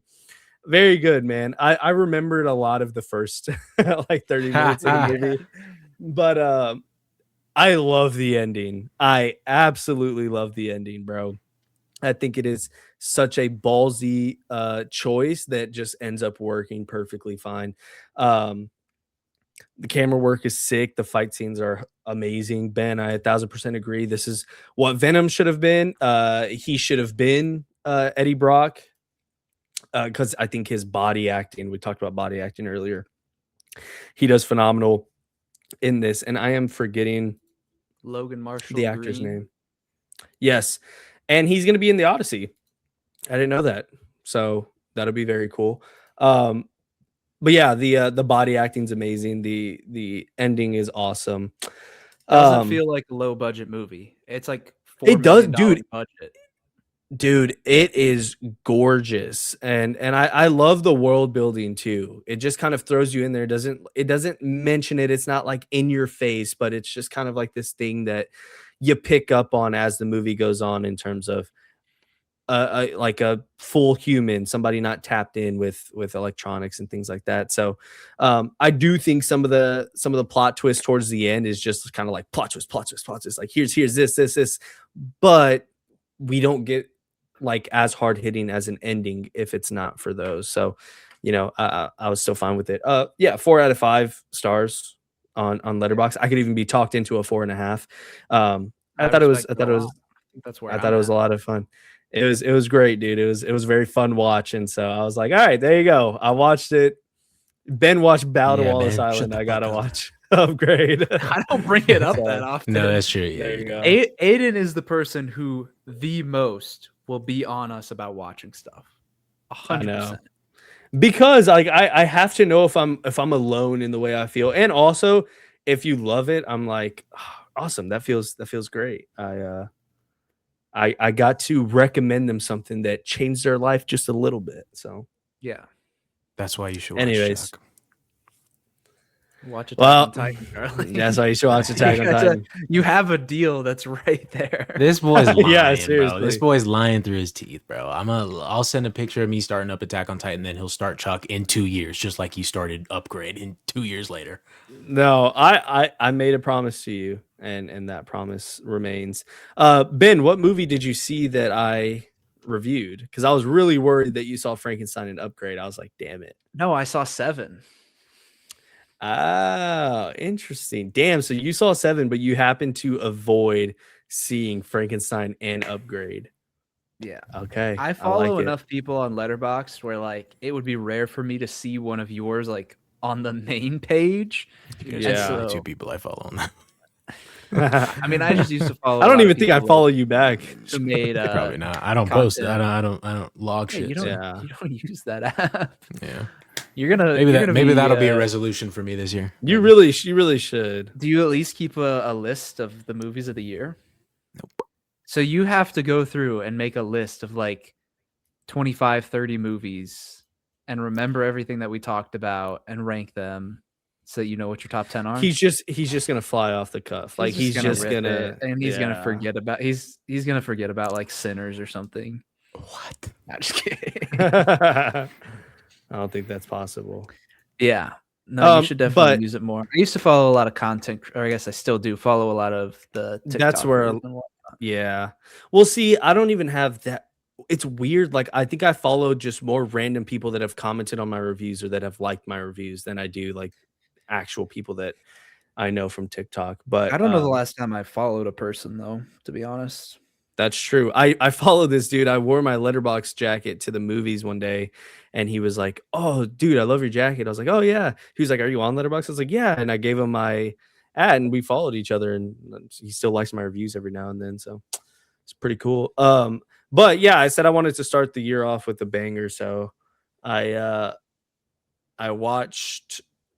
I mean, technically based on my Letterboxd, I would have watched 7 movies already this year. But in reality, I've watched 1, 2, 3, 4, 5 movies so far. So Why did you not just backdate the Marty Supreme review? I didn't know you could can- backdate it. You can backdate shit. When you log a movie, you can change the date that. Like I watched really? No Other Choice yesterday. I waited to log it so that you didn't see it. I logged it after I gave my thoughts here Can on you the podcast. change the log date after you've already put it in? Yeah, you can edit the diary entry. You could date Oh, really? it back to when you watched it. Yeah. Edit or delete review. Oh, I watched this on. Whoa, hell yeah. Awesome. See, so that's what. Oh, nice. Okay, cool. So Frankenstein will be my first watched movie of the year. Well, because I was upset because the January 1st, 2025, we went to the movie theater and we watched A Complete Unknown. That was my first watched movie of the year. My last watched movie of the year was The Housemaid, but it really should have been Marty Supreme. I didn't log it on Christmas Day though. So I was like, oh, sick. and both of them were movies I watched with my wife. So I was like, damn, I can't have that like satisfaction now, but now I can. Awesome. Well, thank you for that, Ben. That is good to know, because now I could put that I watched Sentimental Value, not this year also. Yeah, I do that all the time, especially when we're going to talk about it. I'll put the movie on my like ranking, but I will not log it until after we talk about it, just so that, you don't by chance see it. And Charlie would, Yeah. I mean, I don't think Charlie uses the app very often, but he would see all of our Yeah. rankings if he hopped on there. Sometimes I like what was the last movie I did it for? Where I watched it and I really wanted to know what you guys thought, and so I went to see if you guys posted about it, and neither one of you had posted about it. Really? You don't remember what it was? It was super recent. It was within the last like month or 2 months. An older movie though? No, it was one that had just come out. Oh, I don't think it wasn't Marty talked about? Supreme. I We wouldn't have talked been about it on Marty the Supreme. pod, I think. What else? Avatar? Maybe it was Avatar. Might have been Avatar, actually. Bro wanted to get the Yeah, early because preview. I don't think I ever actually did a review on Avatar, now that I'm thinking about it. I don't really review anymore. I just log. Yeah, I haven't even reviewed Avatar. I just logged it, or I just put it on my list. Damn. Anyways, that's all I watched this week. So I started off with a lot. I watched 5 movies and a whole season of a TV show, which, trying to get That is a lot. trying to get to that goal, or trying to watch a lot more this year. So, but yeah, Get watched Upgrade. serialized. It's Letterboxd, but for TV shows. Okay, well, I probably we won't talked watch a about lot. that before. I mean, if I watch any other shows, it's just going to be new ones. Chuck. I feel like I'm gonna prioritize movies. Well, I mean, that's not happening until you watch Attack on Titan. So, What do you mean? You're gonna watch The Bear later this year, bro? Shut up, man. yeah, we'll see. Letterboxd Anyways. just add shows by season. You're gonna watch The Boys. You're gonna watch Invincible. It's true. You're gonna watch Daredevil. Well, yeah, I'm gonna watch a lot of shows that new seasons are coming out this year, but I don't know. I don't So know it's if the same thing you're doing download. with movies. I don't know if I download a whole nother app for it. You're lucky you're 'Cause not I in watch- front of me, bitch. Watch more movies than TV shows. So why would I download a whole fucking app if I'm gonna watch 12 seasons of a TV show? Download a whole app and it's like fucking 400 megabytes. Just sits there, Yes, eats bro. up storage on my phone. Yeah, definitely, bro. 400 I'll do megabytes. that. I'll do that after I watch 12 seasons of TV this year. Yeah. Sounds definitely worth it, bro. Well, you can log per episode on that app. You're such a fucking. You can log per episode, like what you thought of the episode. You rate per episode and then season as a whole, I think. I don't remember. I had the app. dumb. I don't have it anymore. I don't remember deleting it though. I don't really know what happened. But Yeah. Anyways. sounds stupid. we're gonna get out of here. I didn't realize it had been almost 3 hours. Goes by fast. Next week we are going to be doing a movie recap for 2025, going over some of our favorite movies of the year, least favorite movies of the year, maybe some other fun categories as well. But that is going to do it for this episode of the Words from the Nerds podcast. Make sure to leave a comment if you have any questions for us, or if you want to give any critiques of our takes, our rankings, or anything like that. We will read it aloud on next week's episode and maybe go on some more full screen rants. Those were pretty good this episode. Hopefully nothing as frustrating as we had towards the Duffer Brothers. Aiden might be catching a lawsuit, but it's okay. I'll smack the shit out both of y'all. How about that? Anyways, Fuck both of y'all. that's gonna do it for this episode of the Words from the Nerds podcast. Thank you all so much for tuning in, and we will see you all next time. Adios. Sayonara. I hate this guy.